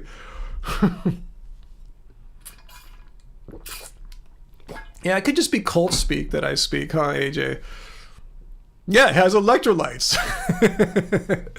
Yeah, we got to feed the plants Gatorade because it has electrolytes. Like, electrolytes might be great for the people, but it was killing the plants. But they're too stupid to figure out. It's got to be good. It has electrolytes. Anyway.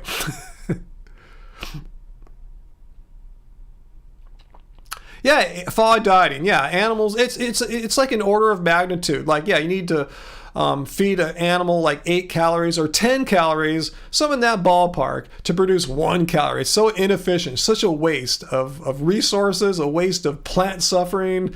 Anyway,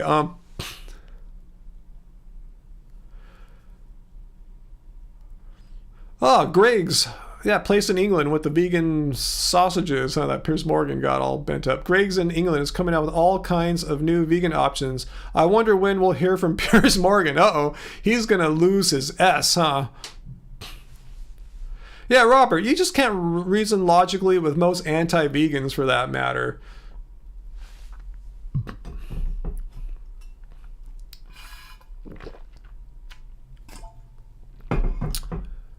Let's see. That's weird how what I'm seeing on my screen here isn't matching up.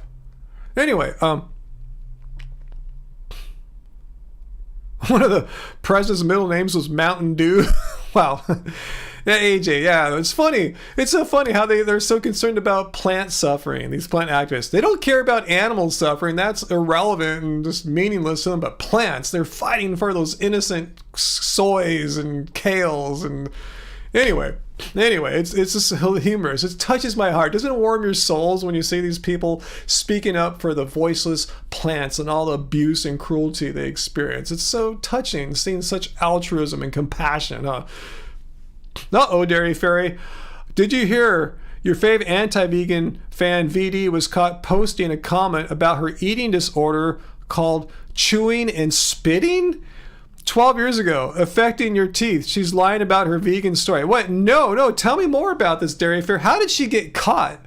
And she was doing some kind of weird crap. That's why I said all of these former ex-vegans, the vegan diet wrecked my health, vegan ruined me. You know, these people were pretty much always doing something extreme and often stupid. So chewing and spitting to me sounds extreme and stupid. So I don't know what it is. I don't follow these weird things. Please explain to me what it is. I'm assuming it means like you're eating food, but you don't want to swallow it, so you spit it out so you don't get the calories and nutrients. Is that what you're describing there, Dairy Fairy? Let me know. Check out Rebecca Brooks' video. She will explain. Okay, I'll try to remember that, but let me know if that's what it is. Is that what it is? It's a way to like not ingest food so you don't gain weight or get any nutrition. Yeah, why do they make it so complicated, Brian? Why don't they just eat whole food plants and F all this weird fasting and chewing and spitting and not eating cooked food and all these bizarre things that are not vegan? Just don't eat the dead animals and their secretions. How come it's so freaking hard? But let me know if that's what chewing and spitting is. Yeah, it's a bulimia. It's basically bulimia. Is that what you're describing there, Dairy Fairy? But she blames it on veganism.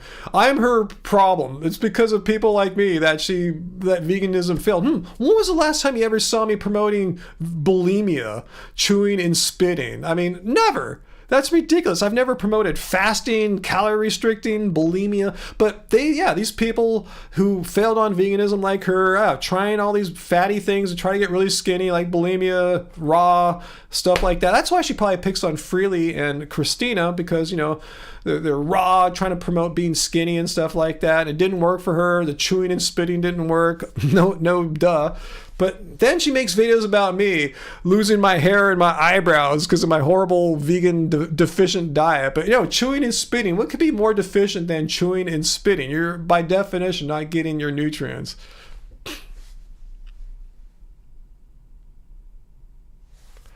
Oh, we have another anti-vegan here? Actually, let me fix something. 1 second, guys. All right, do we have an anti-vegan? Cohen G? Let me see Cohen G here. Do you want to defend what you're talking about here? Let me see what you're talking about. I'm trying to copy and paste your comment here. All right, we're going to put you up on the wall here. I'm going to leave your words on this board for all my classes to enjoy, giving you full credit, of course. Yes, we will give you full credit here, Cohen G. All right, your house, all your furniture, music, aereo, computer, drink bottle, vose, internet router, all made by animal eaters. You are kidding yourself. You are surrounded by death, man. What? So you're saying that the objects in my home were made by non-vegans and therefore death? Let's just say my water bottle here, since it's so controversial. So this water bottle was made by non-vegans in a factory, I assume, somewhere. So therefore, their bad karma, their death, as you call it, is somehow part of this bottle's essence or something like that, even though there's no animal products associated with this bottle.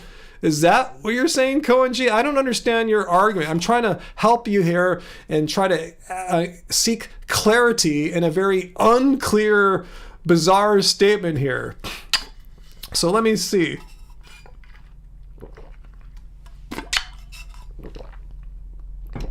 Yeah, Eddie, as far as we're talking about the whole bulimia thing, yeah, it's so simple. Just eat food, eat plants, and avoid the animals.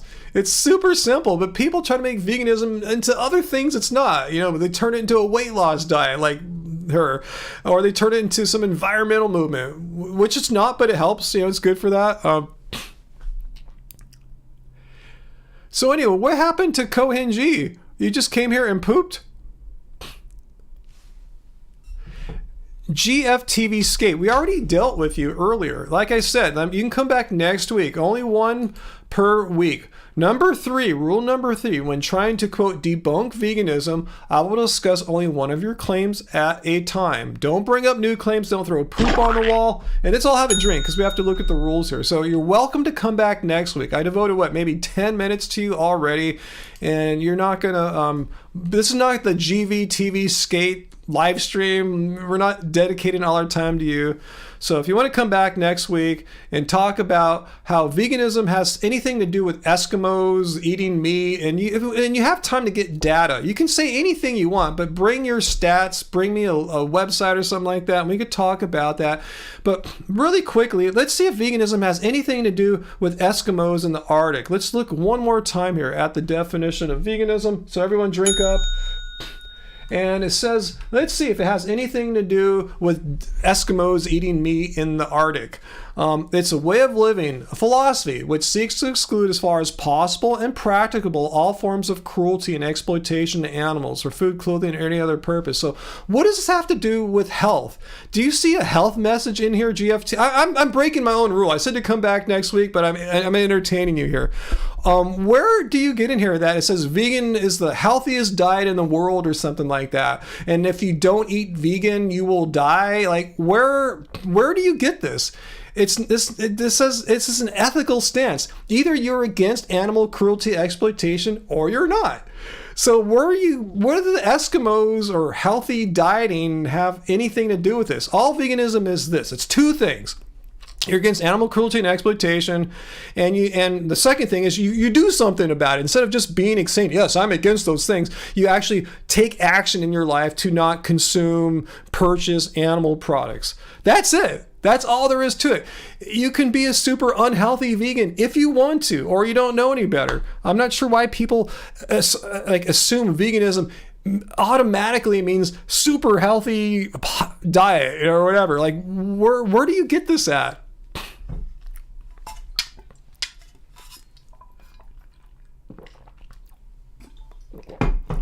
So did that person ever come back, the poop wall guy, Cohen G? I never saw Cohen G. Did you guys ever see Cohen G come back? Let me know, because I really wanted to see what the hell he was talking about, because it makes zero sense.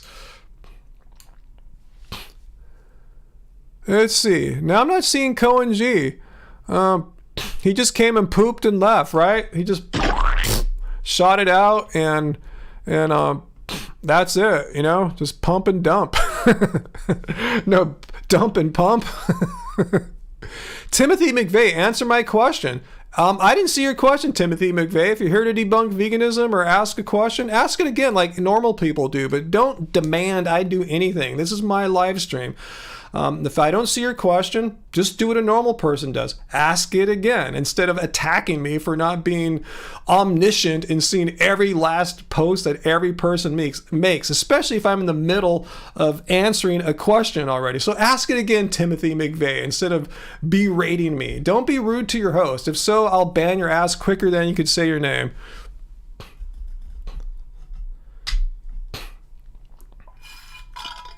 Cool first name, last name. As far as I know, you didn't attack me.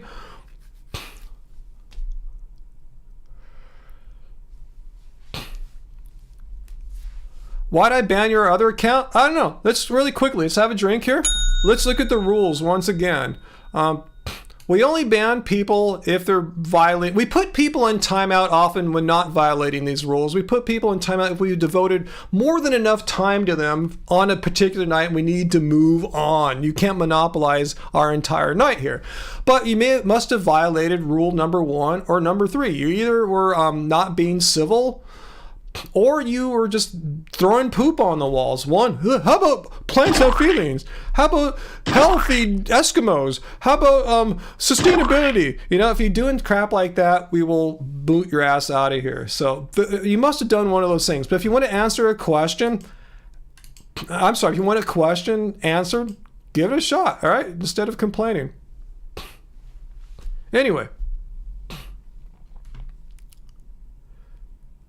Yeah, Emily Castro. It all of it comes down to these people that live on the fringes of the environment, and that they have nothing to do with veganism.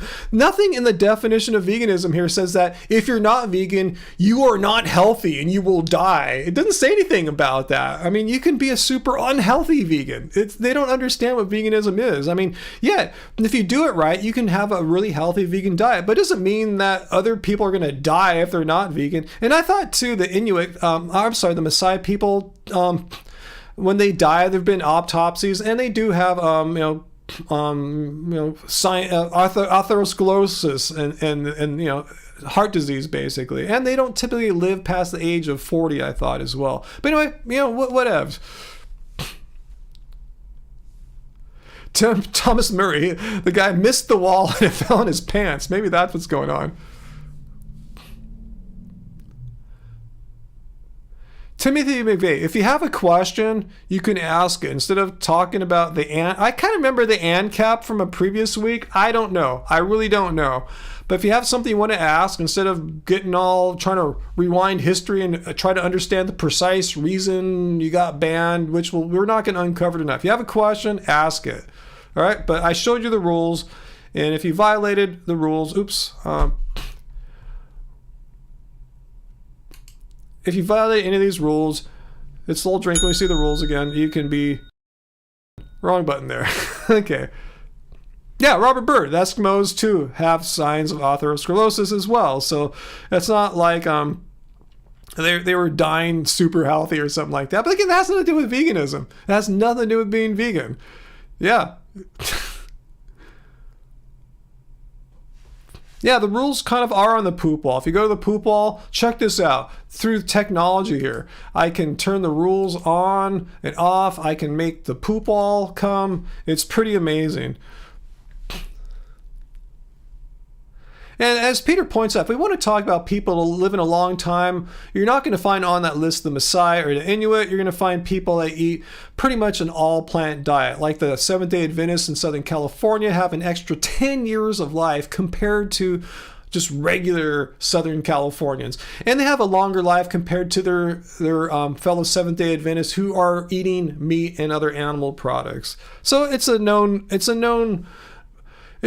scientific finding that eating a healthy plant-based diet is not going to kill you sooner than the general population. It doesn't shorten your life.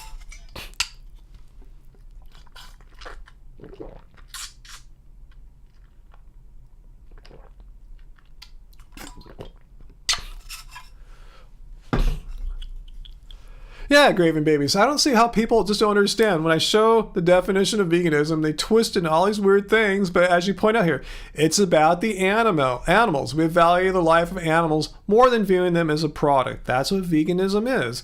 And if you want to be a healthy vegan, have at it. If you don't care about eating a healthy vegan diet, that's cool too. I don't give a crap. The animals don't give a crap. I mean, I would prefer I'd prefer to eat a healthy vegan diet, but I don't expect all you guys to have that same desire that I have. I'm not a fascist. If you don't value healthy eating and trying to prolong your health and fitness into your older years like I'm kind of doing here, cool. You don't have to. I don't care. I mean, it's cool.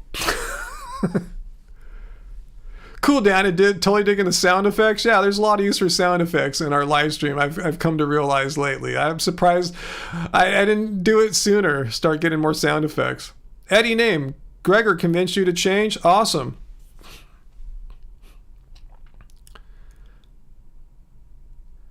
Yeah, Emily, that's totally fine. You said, yeah, you admit you're not the healthiest vegan, but that's on you. Totally cool. Nothing about veganism demands or requires or suggests that you have to be doing all these great healthy behaviors and stuff. I mean, you can or you can't. It's up to you. That's what these people that bring up the Inuit and Eskimos don't understand. There's nothing essential about veganism as far as health. Just like there's nothing essential about veganism as far as like ecology or something like that. It can be good for both those things, but that's not what veganism is. It just so happens it can be really good for both those things. Oh, I think I'm making a video about that, Vian Moyman, but not mentioning Faker's name because I don't want to give him any credit. I'll just block out or blur out his name. I think Rich Roll has back pain, and therefore he's going to quit being vegan. And veganism caused, Rich Roll is like a little older than me, so I think he's 56, maybe 57. It's pretty common for people in their 50s to have back pain, and it's pretty common for people that have ran ultra marathons for so many years to have back pain. And if you've read Finding Ultra, as I personally have, I doubt Faker has, it's very clear in there that Rich Roll had a long-standing back pain problem.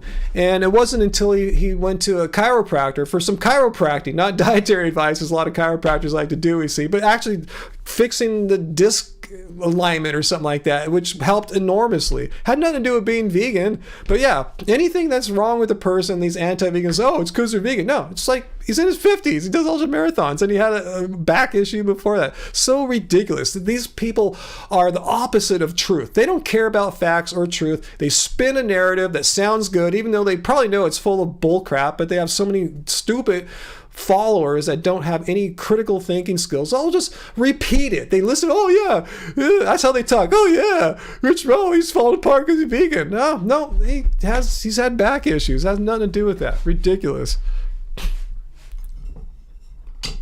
Should I make it? I'll blur out his friggin' name. Oh, VLM, you gotta go. Taking your mom to meet an ex-stray dog who she'd like to adopt. Nice. Got to head out soon. Have a great weekend, everyone. Adopt, don't shop. Cool. Agree with you. Couldn't agree with you more. Yeah, rescue a pet. Totally.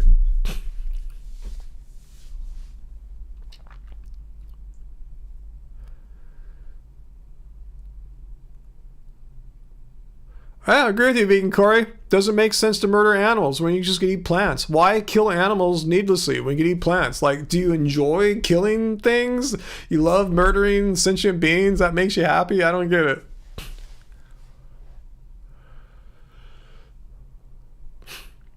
Flat earther, what are my pronouns? Like he, him? You have any suggestions?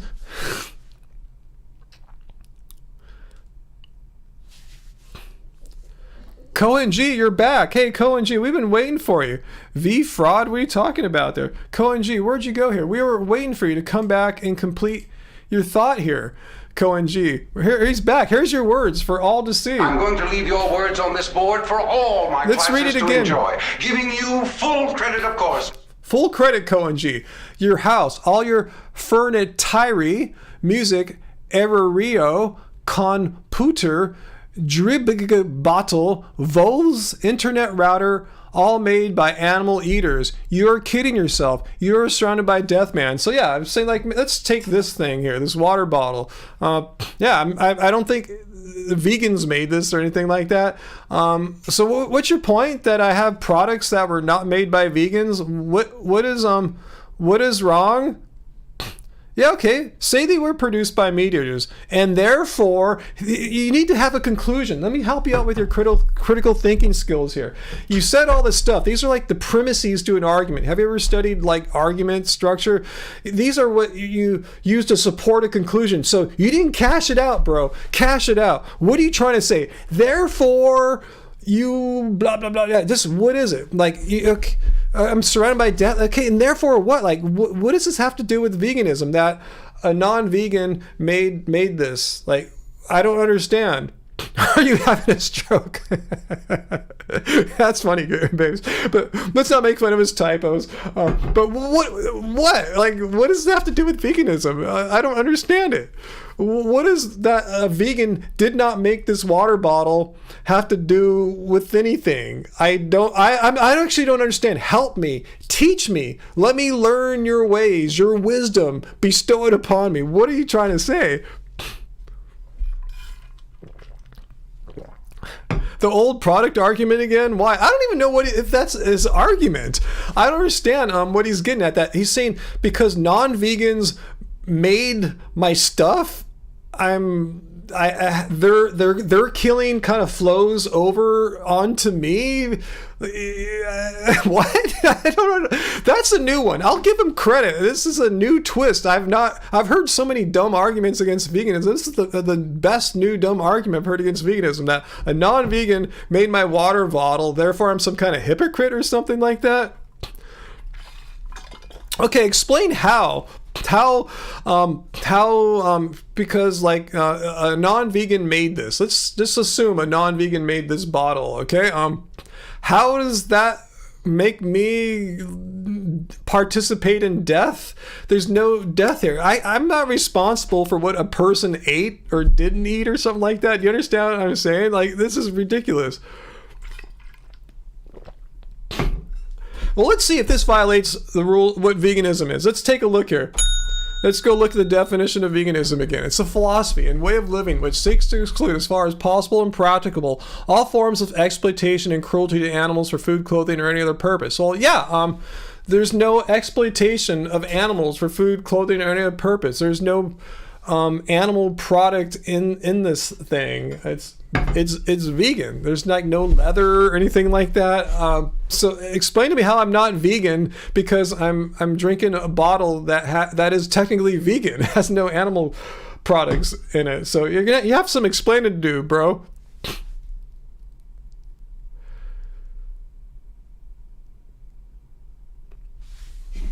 Oh, okay, Cohen G. So here we go again. So you're saying, let's look at the definition one more time, Cohen G. Everyone drink. He doesn't understand what veganism. It's a way of living which seeks to exclude, as far as possible, all forms of exploitation and cruelty to animals for food, clothing, or any other purpose. So you're saying vegans aren't allowed to shop at supermarkets or anything.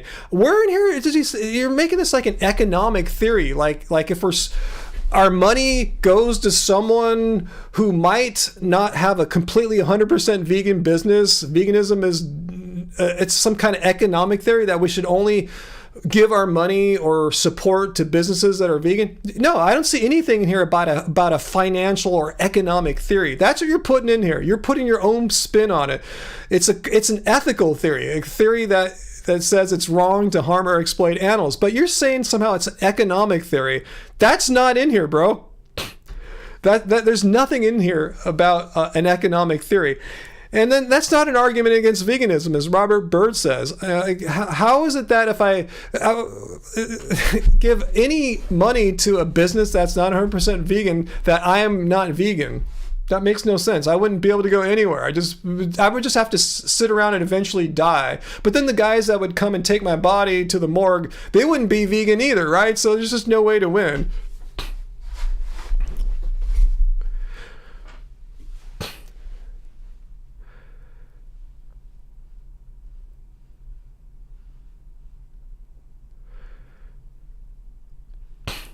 Reducing hard? You mean reducing harm? Yeah, veganism isn't about reducing harm. That's not in the definition here, but it is by default. It does reduce harm.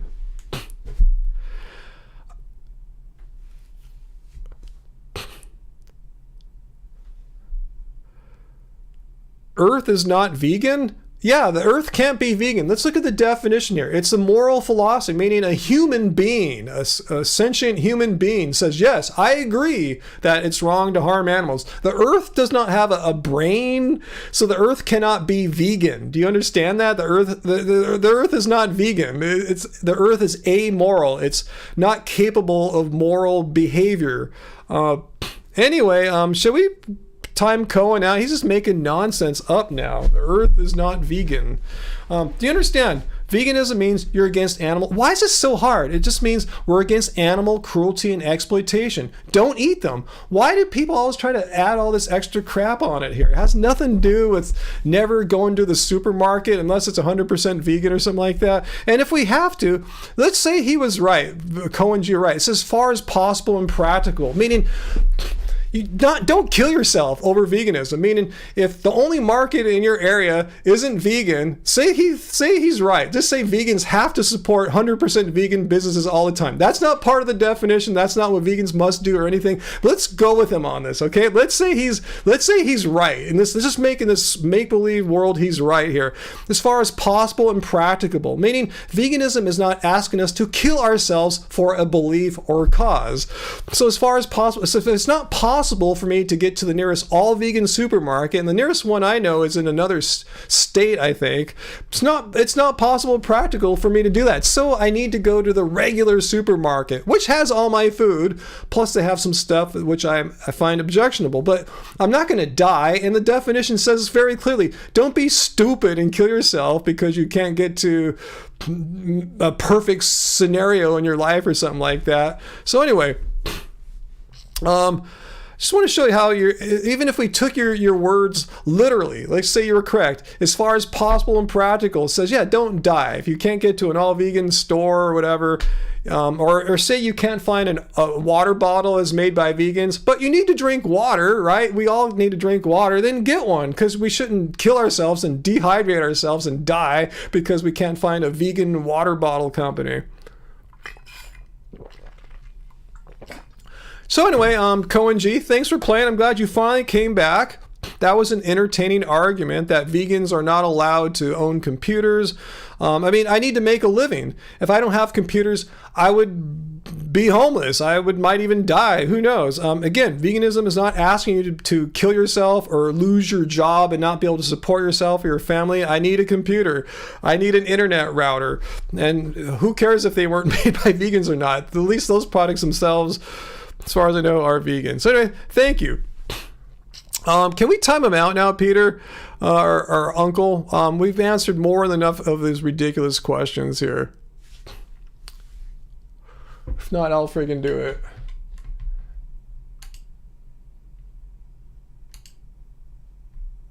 Okay, I got it.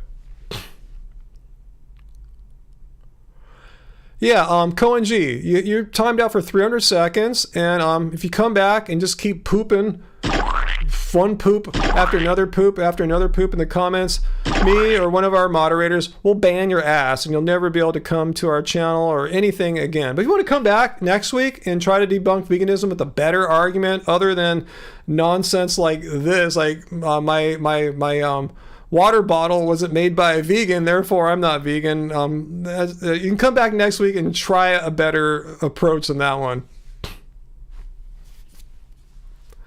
Anyway, so let's get back to reality here.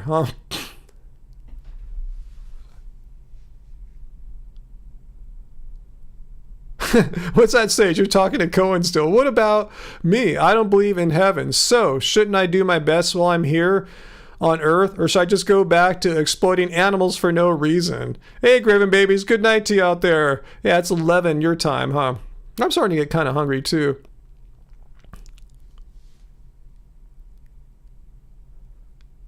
I wish I knew what he was saying there, Death of Rabbit. You're telling him that isn't sustainable. A portion of people live in apartments or live on infertile soil. Oh, is he saying to grow your own food? It's funny.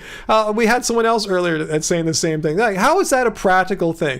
I'm sure Cohen G is like that guy earlier. One of these weird people, like 1 in a million people that lives where he can grow all his own food. Like, how many of us can really do that? And then why do we need to do that? Because if we look at the definition of veganism here, does it say you need to grow your own food? No. Does it say you need to buy all your food within a certain radius of where you live? No, nothing like that. It just says don't exploit animals. Don't be cruel to animals. You can figure out what to eat as far as not eating animal products. You know, it doesn't say it's a local thing. Like veganism means eating only local plants or something like that. You can be a totally local vegan. I'm not saying that idea is ridiculous or absurd or stupid or anything. Like, it's totally cool, but it's not a requirement or a suggestion, for that matter. Let's see. I play a riff or two. Maybe I will. Let's see. I've been working on an old Love Spirals Downward song. Let's see. Ooh. I retuned the guitar. Darn. It's in a different tuning, so I'm not gonna play it. I've been working in the studio hard all week. Anyway.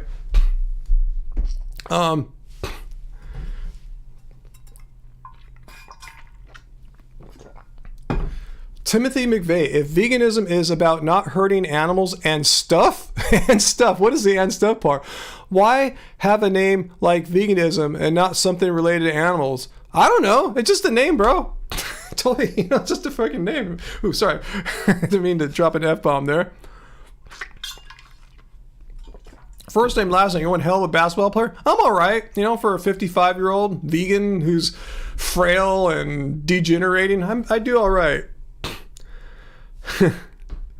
West guy, I haven't been practicing much lately. The only thing I've been playing lately is some Love Spirals Downward songs, because I'm reworking some of my older songs right now. So that's what's kind of in my head right now. So I haven't been playing a bunch of stuff right now.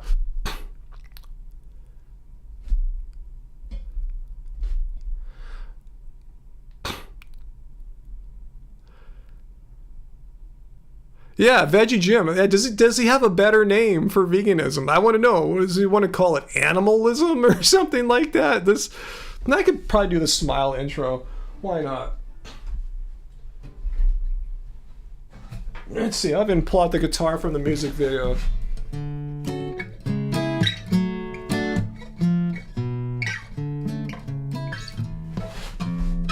All right, here we go. Got the key now.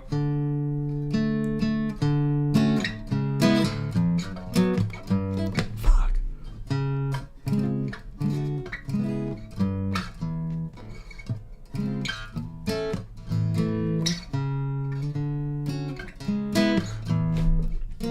Wait, something's just totally wrong. I've been playing.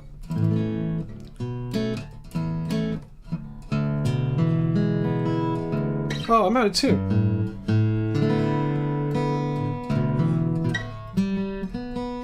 Ah.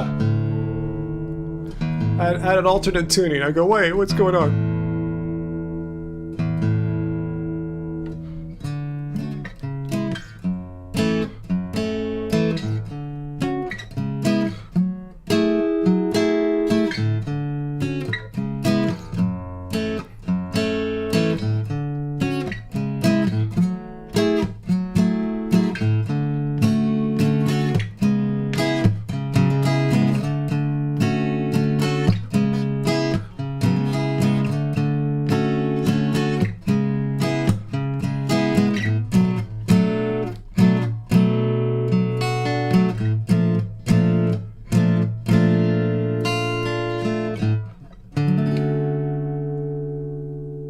Alright, I can always pull that one out. If the guitar's in the proper tuning, I had a drop D, a low D there for something I was doing. Anyway, I can always pull Smile out if the guitar's in tune.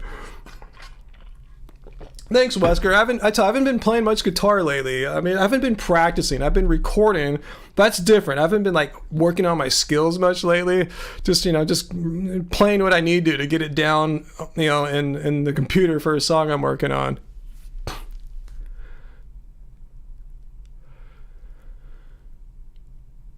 What's going on here? Timothy McVeigh is telling AJ Vintage to not break the rules? Like, what the hell? Flat Earthers, stop trolling. We're not going to talk about insects being killed. This is... No. You know why? Because Piers Morgan is the world's foremost insect activist. And, we've already debunked him 100 times. Literally billions of insects get murdered. Billions.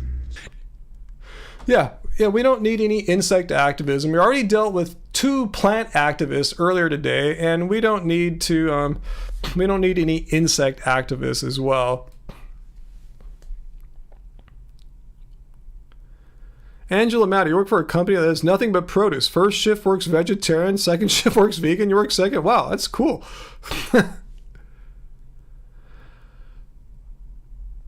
Yeah, Peter, I've seen the study circulating around about hip fractures. I don't know what's up with that. Yeah, if you need to take a supplement or maybe you need to do more resistance training, I'm not sure. Yeah, I thought Dr. Garth talked about that. I should see what he said. I'm sure Mike the Vegan has made a video too. Let me know. Oh, thanks, Death of Rabbit. Yeah, I'm all right on guitar for someone who doesn't practice ever. Thanks, Robert.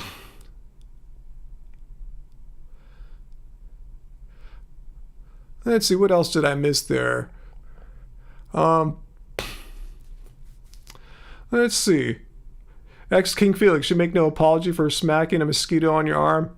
Yeah, there's nothing wrong with that, I guess. I mean, if they're constantly pestering you, right? There is a video by Mike Davigan. Okay, I didn't hear about that, Peter. Timothy, please, don't tell AJ what to do. AJ is a longtime viewer. She's a channel member, a happy fam, fellow vegan cult member. So no, please, I'm telling you in the most strict and polite way possible, please do not instruct AJ what to do. I am the one who enforces the rules. Okay, these are my rules. and I enforce them. And I didn't see anything that she did. All right, so if you dislike it, just take it up with me. Remember, I'm the dude here. You're not here to fight with AJ or any of our viewers or channel members. If you have some kind of problem with veganism, ask me. This is my live stream. Not to say our viewers and channel members aren't important or anything like that. I value them highly. But I'm saying, if you're here to debunk veganism, I'm the one on video. Let's talk to me about it. And let's not attack anyone in the live stream comments. X-King Felix, all right on guitar. He says, dude, you're like a hybrid between Robin Guthrie and Dave Gilmour. Yeah. Well, you must know our music pretty well, because I'm not going to disagree with that comparison there. A hybrid between Robin Guthrie of the 90s band Cocteau Twins and David Gilmour. I'll play some Robin Guthrie here. Let's see.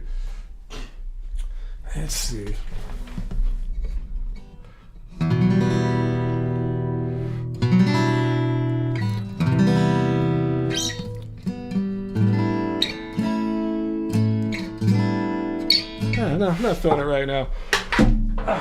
Anyway. All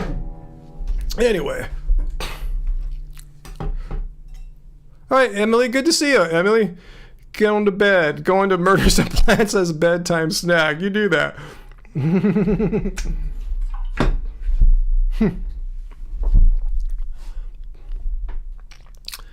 Let's see. Well, it's good now that we have seemed to have rid ourselves of the nice stream we had. A pretty consistent stream of plant activists and all that. That was a fun night.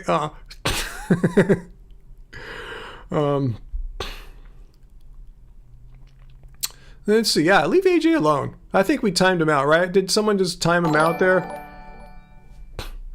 Hey, Sean, did you just become a channel member right now? If so, awesome. Good to have you in our channel membership here. And I'm going to try my damnedest to schedule a channel member only, a happy fam only live stream to next week, pizza night. Let's see how we're doing on the pizza funds here. Because I am kind of hungry for pizza. It does sound really good right now, I have to say. Has our bot been working tonight? Let me flick it on and off here and see. Let's see how we're doing on the pizza funds.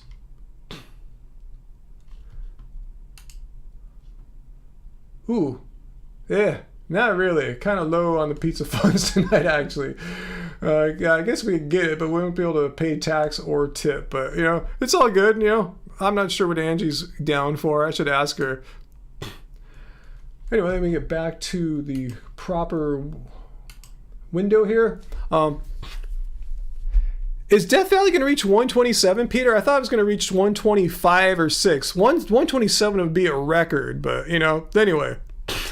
Stay away from there. I'd love to go to Death Valley sometime in, the spring or fall or something like that, because it looks amazingly beautiful. But yeah, summertime, tourists, don't go there. You could die, seriously. If your car breaks down and you don't have enough shade or water, you could be in a lot of trouble.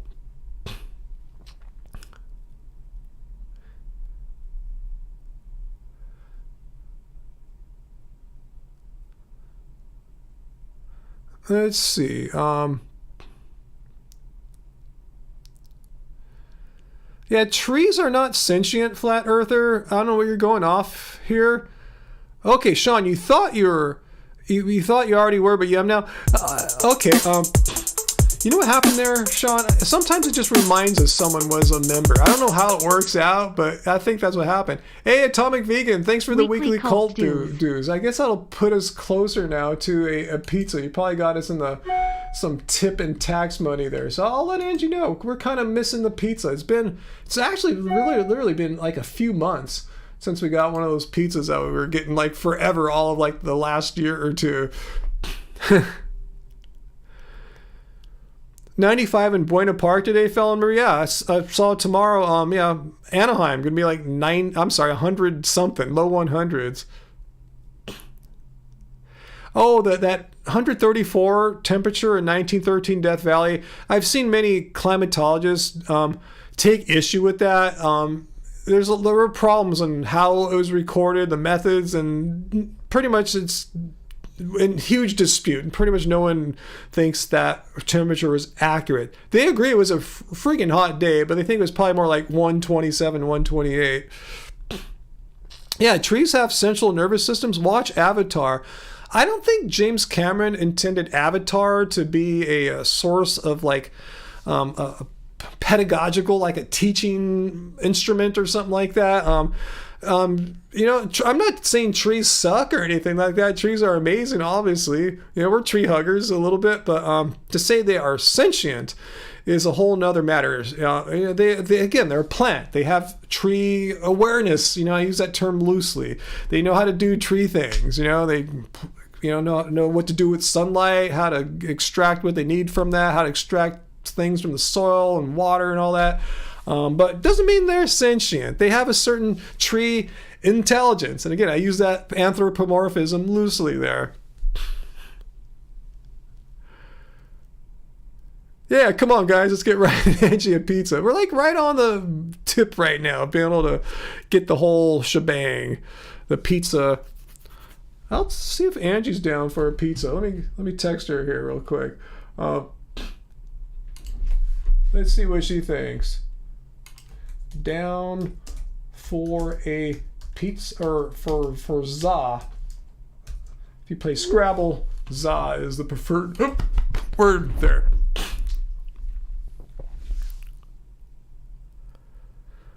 Wow, Peter, if it gets really hot tomorrow, we can go to the movie theater for only $3. It's called National Cinema Day. You're talking here in the United States? Huh, I didn't know there was such a thing. Are they all participating in that? And so that's a thing to consider. We're just going to sit here. That's why I told you I bought air conditioning back in 2007.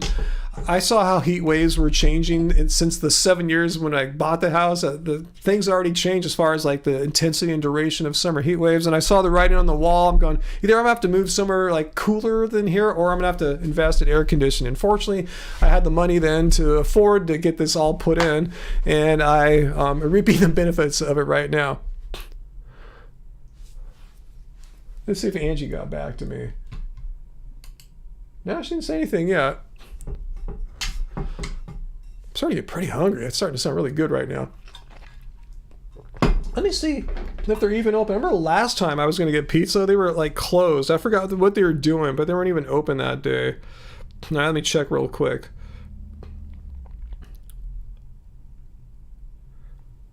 All right. Let's see. Yeah.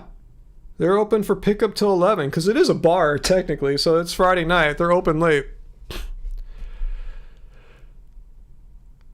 Let's see. There's a film on Amazon, my bad, about how the world has run out of fresh water. That's pretty scary. Another reason why I'm thinking about the tropics, like in Mexico, would be good. Lots of rain there, lots of water. How can a vegan humanely handle a lice infestation? I don't know. I can't speak on that. I have no experience on handling a lice infestation as a vegan. I bet you could probably search for that on YouTube. Have you tried to see if someone has any personal experience on that? No, Angie's cool with the pizza. Sweet. That's cool. I'll order the pizza then. Let's see if she's down with that. Let's see. All right, let me order pizza real quick, guys. Where is my pizza here? Okay, it's called the Frailty vegan pizza. Yeah, it's still the same price and everything. And I'm gonna ask for no onions or garlic, because you guys know I hate that. Or no onions or garlic. I'll just put garlic because we hate garlic. All right. All right, let's... Oh, come on, I don't want to review this dumb app right now. Come on, let me just add it to the freaking add to cart. All right, you guys are watching me order a pizza in real time here. All right, cool, let me check out. Ready in 40 minutes. I'm going to order it right now. That's why I'm doing it right now. I don't want to be rude or anything. I just want to order it right now. All right, let me leave them a little tip here. And... checking out with Apple Pay here. Not sponsored. All right, cool. All right, I just ordered it. All right, cool. Is Angie here? Did Angie pop in? I didn't see Angie. Where is Angie at? But anyway, I just ordered the pizza, and I'll be here just a little bit longer and grab pizza. So thanks, guys, for your generous donations tonight for feeding us a well-deserved pizza. We'll take it.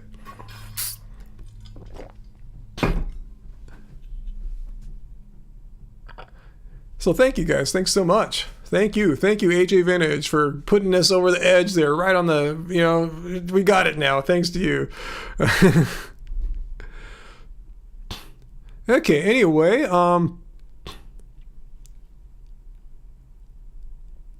yeah, Peter says there's no humane way to deal with lice. Is Flat Earther trying to find this argument against veganism, like vegans should just walk around with lice or something like that? It's weird. I'm not seeing Angie's comment here. Weird. Anyway, produce on pills. No, I don't think it'll be mukbanging because I actually will need to drive to the pizza place. I mean, I suppose I could ride a bike or something, but no, I'm not going to do that tonight. Plus, it'll take me way too long. It's but in car and get there like about maybe 7-8 minutes or something like that. Bike like half an hour. G-Light, hey, how's it going, G-Light? Watching some U.S. Open. And saw Serena play tonight. What an amazing athlete. Oh, don't tell me what happened with Serena. She's still in the singles draw, right? Let me know what's going on. Yeah, this is going to be her last thing, right? Her last Grand Slam. So yeah, that's always amazing to watch a true champion, a person's Hall of Fame type player. Watch them on their last game. So yeah, I want to see that. Yeah, she is an amazing athlete. Absolutely. Yeah, Peter, yeah, veganism doesn't say you must have lice in your hair. That's why it says, again, as far as possible and practicable. Have your drink there. As far as possible and practicable. Doesn't mean, yeah, as a vegan, you have to just sit around and let the lice, like, infest your body and your entire family and home or anything like that.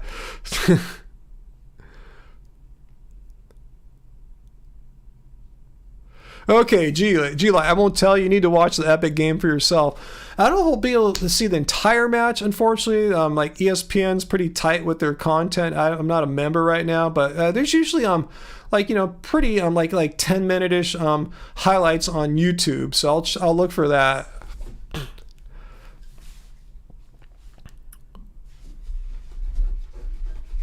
I ordered it, babe. Oh, okay. Yeah, what did I order from Amazon? I ordered some Band-Aids from Amazon. I was getting really low. I get nervous when I have like 3 Band-Aids left. I'm an athlete. I get banged up from all sorts of stuff. Basketball, surfing a couple weeks ago. I got out of the water and saw there was a cut on my foot. I don't remember what happened. I must have hit my fin on my foot or something like that. I didn't feel it. I just saw wow, there's blood there. Whoa. So I've been trying to get that all perfected. What are my thoughts, Ethan asks, about localized food systems versus globalized and industrial food systems? I believe in the virtues of both. I'm not an extremist that says all or nothing, one or the other. I believe in both. I mean, I've been going to farmers markets since before we started our channel. I'd be maybe for 15 years supporting local farmers here. However, I can't get everything I need locally. I'll buy bananas, which are produced on the equator or in that area, equatorial regions. I'll get some potatoes locally from our local farmers. Sometimes if I need some slicer potatoes to make, oven baked potato chips, I need russets, and those aren't grown locally. So I'll benefit from the international or whatever national food distribution systems, but I still support our local farmers. Produce Not Pills. What's the worst comment I ever got? You got some funny questions, Produce Not Pills. The worst comment I ever got? Probably just dumb personal attacks, Those are the stupidest ones. Vian Moyman, Streamlabs sucks now? What's up with Streamlabs? Because I'm not getting... I don't think my bot is... My cloud bot is saying anything. Let me try it one more time here. They're not working. I'm not seeing it advertise our link. I'm not seeing it advertise our shirts or anything like that. That sucks. Anyway, what can you do? Technology. I'll see if I can restart it all later or something like that. Vegan Moyman, they won't accept your phone number after you try to log in and won't let you post otherwise. Really? Oh, man. Well, if you want to leave a super chat tip, you can leave it on the normal YouTube one down below your the live chat here, that $sign thingy. You can just do that. The only bad thing about that is they take a what was it, 30% it is, I think. But at least I'll get 70% rather than nothing. So you can always do that if you want to leave a super chat tip or comment or something like that. So I don't know. I apologize what's up with Streamlabs. Maybe they're having trouble right now because I told you, it's not my Streamlabs bot hasn't been posting all night. So something's off.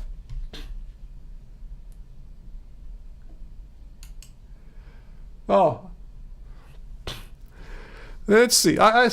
Personal pills, I just approved your comment, then delete it. But it was funny. You need Band-Aids because I'm a deficient vegan. Yeah, people will say that. They'll look at the 2.5 hour point of my live stream. Look at Ryan had to order Band-Aids from Amazon because he cut himself surfing. It's like, hey, I don't think I'm the only person that ever got a cut from surfing. Oh, thanks, Vegan Moyman. Thanks for using the good old-fashioned YouTube super chat there. Much appreciated. So we definitely have broken into the positive after buying a pizza tonight, guys. No, good to see you, Robert. Thanks.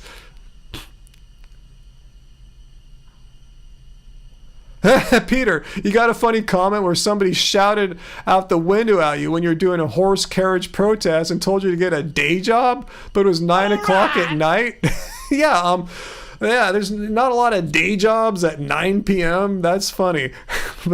And thanks again, Vegan Moyman. We got your all right there. Yeah, I think tips $5 or more get an all right shout there. So at least that functionality is working on Streamlabs tonight. Let's see. You didn't delete your comment? I maybe I did it accidentally. I did it really quickly. I saw it was being held for review, and I thought I clicked the button that said show rather than hide. I must have hit the wrong button in my haste, so my bad. But I'll try to reset your comment. Produce Not Pill said, oh, yeah, you need Band-Aids because you're a deficient vegan. Yep, only vegans need Band-Aids. Everyone else, when they get a cut, it heals instantly. It's amazing.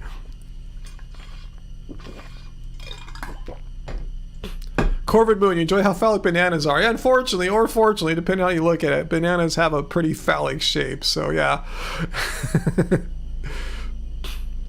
Let's see, how's my pizza time going? Okay, I'm cool for a few more minutes, and I'll split and go pick up the pizza, but I can answer a couple more questions while we have a nice, peaceful moment right here. Only like, 56 of us, or 50, something like that, and we don't have anyone trying to debunk veganism, no plant activists, or maybe we have a tree activist here, but yeah, no insect activists. We're cool, it's chill right now. What's that, Andrew Baker? Best of Us? What's that? What's that, Janet Coda? What's that, Ryan? You offering to buy bananas for everyone tomorrow? Okay, I'll take 8 pounds. No, I wasn't offering to sell any or buy bananas for anyone there. No, I don't know how what I said or what you thought I said there, but no, I'd be really difficult to purchase and distribute bananas to everyone. AJ Vintage, you're an amoeba activist. Hey, we first time we ever had an amoeba activist on, huh? Oh, 52 of us watching. Yeah, it changes. Yeah, I have 2 numbers depending on what number I look at in my control panel that you guys can say. Either have 50 or 54 viewers right now. I thought it was like 80 at the peak tonight. That seems to be normal for us, and it kind of chills out now. People are bored. They've heard enough. They're tired. They go to bed, or they're hungry like I am.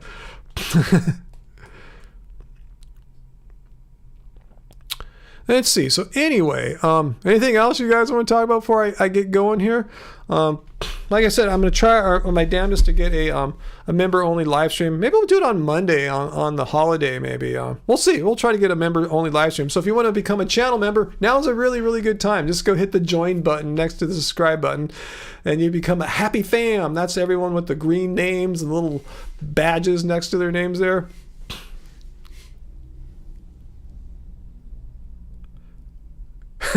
Jana, okay, I'm not going to comment on that comment of yours.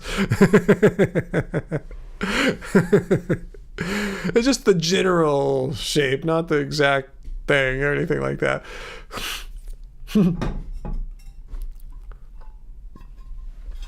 Oh man, I'm done with my water, basically. Bummer.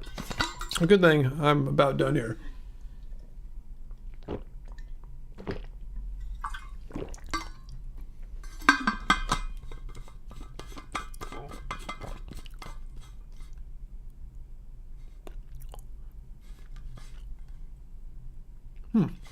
Hey, something hopped in there.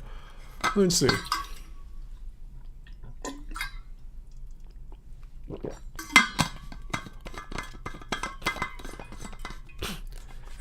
Dr. Sebi. Yeah, wasn't he a raw food advocate as well? I don't know too much about him, but yeah, I'm not into raw dieting, raw food, or anything like that. Have I watched Me Time? No, I have not. What is that? Cucumbers have bumps too. Why are we talking about phallic fruits right now and stuff? Like,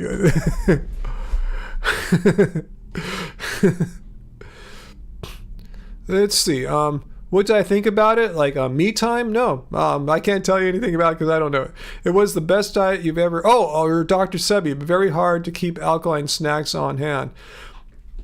That's cool. Yeah, I'm not a big proponent of raw food diets. I think inherently there's nothing wrong with a raw food diet or anything like that. I just in practical use, it's very hard for most people to do it, and that's why you see so many of these people like, oh, I'm not vegan anymore, I wrecked my health, and it turns out they were one of the many odd things they were doing was restricting foods via like a raw food diet or something like that. But yeah, if it's working for you, cool. I'm not knocking it, but I've seen it not work for so many people, which is why I don't encourage that way of eating. But if it works for you, I'm not going to tell you to stop. Veganism is just not eating animal products. So if that's working for you, it's cool, but it's not a requirement. Oh, okay, Janet, that's where you got it from. All right, cool. Dr. Sebi was a master herbalist. Okay, I don't know too much about Dr. Sebi. I know he passed on recently, right? I don't know too much about him, so I don't want to make comments where I'm speaking out of ignorance, because that's what it would be. I just know a couple basic things about some of the things that he's dietarily wise, like known to be associated with. I don't know. Is Kevin Hart vegan? Does anyone know? But extreme weird things that you shouldn't do if you're a vegan and don't want to end up being one of those, vegan wrecked my health. Yeah, Peter's right. Please don't drink your own urine, because that is a thing. They try to make it sound more intellectual by calling it urine therapy or something like that, right? No, it's drinking other guys' peas, right? Or your own piss. That's really what it is. It's not kidding anyone. Urine therapy. I don't know of any professional health organizations that recommend you should drink yours or some other guy's pee. If you're doing that, you're on your own. And don't blame veganism if you have some health issues as a result. Yeah, Kevin Hart is in the process right now of opening up. I think he just opened his first fast food restaurant here in not too far away by LAX airport, and he's planning to open up a whole chain of these fast food vegan restaurants. So I'm kind of curious to check them out. Yeah, I think that they just opened like really recently, and I'm glad I don't have to go all the way to Hollywood, which is really far. It's kind of sort of in Uncle Walt's direction, not too close, but not too far. It's in that neck of the woods, not too far at all. Hey, Uncle, we should go. We should go and eat sometime, Uncle. That's so crazy that how you've become a weekly family member we see every Friday, but I haven't seen you in person for so long, so we got to go out and celebrate, do some vegan eating sometime. So we'll figure something out. Maybe it could be something really easy like that place in Redondo. What's that, the Spot, so old school. And they have that nice outdoor area, remember, which is cool. But yeah, we'll figure something out, Uncle Walt. We got to go out and eat sometime. Do some vegan eating. Kevin Hart lives in LA. I don't know if he lives here, but actors, Hollywood, if they don't live in LA, they're here a lot. So they might have a house in LA.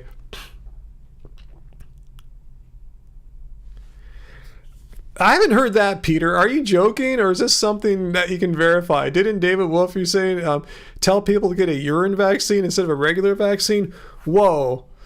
That is crazy. I'm going to Google that. That is so wild. I'm going to Let's go take a look at that. We don't need to drink. We're not here to look at the definition of veganism. David Wolf urine vaccine. I'm just so curious. I want to find out.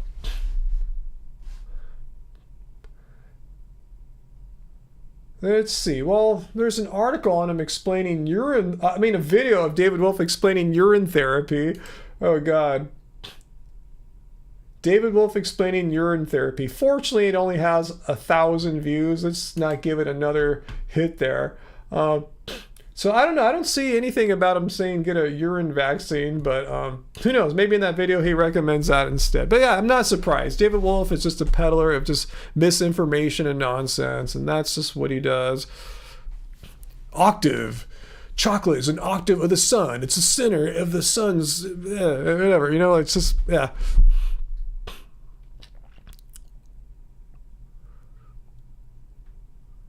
Clint Eastwood? Are you kidding, Sage? Is this brand new or something? Is it out yet? He's saying there's a documentary with Clint Eastwood, of all people, promoting a plant-based diet called Why on Earth. I was planning on seeing it soon. Wow.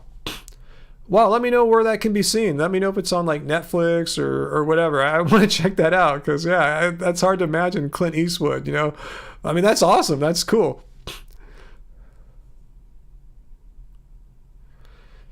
Tabitha Brown has a vegan restaurant in LA too. Wait, refresh me. Who is Tabitha Brown?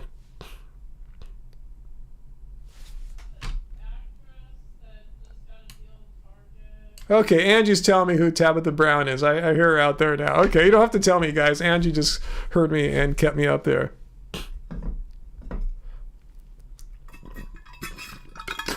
Okay, Sean Cope too. You just saw something about Clint Eastwood and a plant-based doc. Wow, I can't wait to see that. That sounds rad.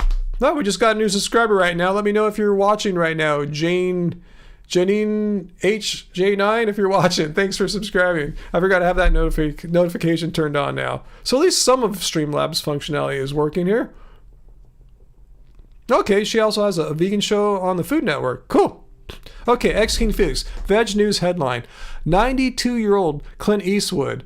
Plant-based diet is critical for the planet. Awesome. See, I don't care why people go plant-based or vegan. You know, if they go for ethical, moral reasons, awesome. But often you'll come for a different reason, like health or environmental, and you learn all the great reasons why veganism doesn't suck. Doesn't suck being vegan.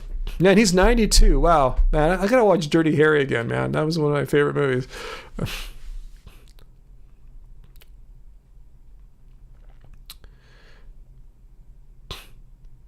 Go ahead, make my plants.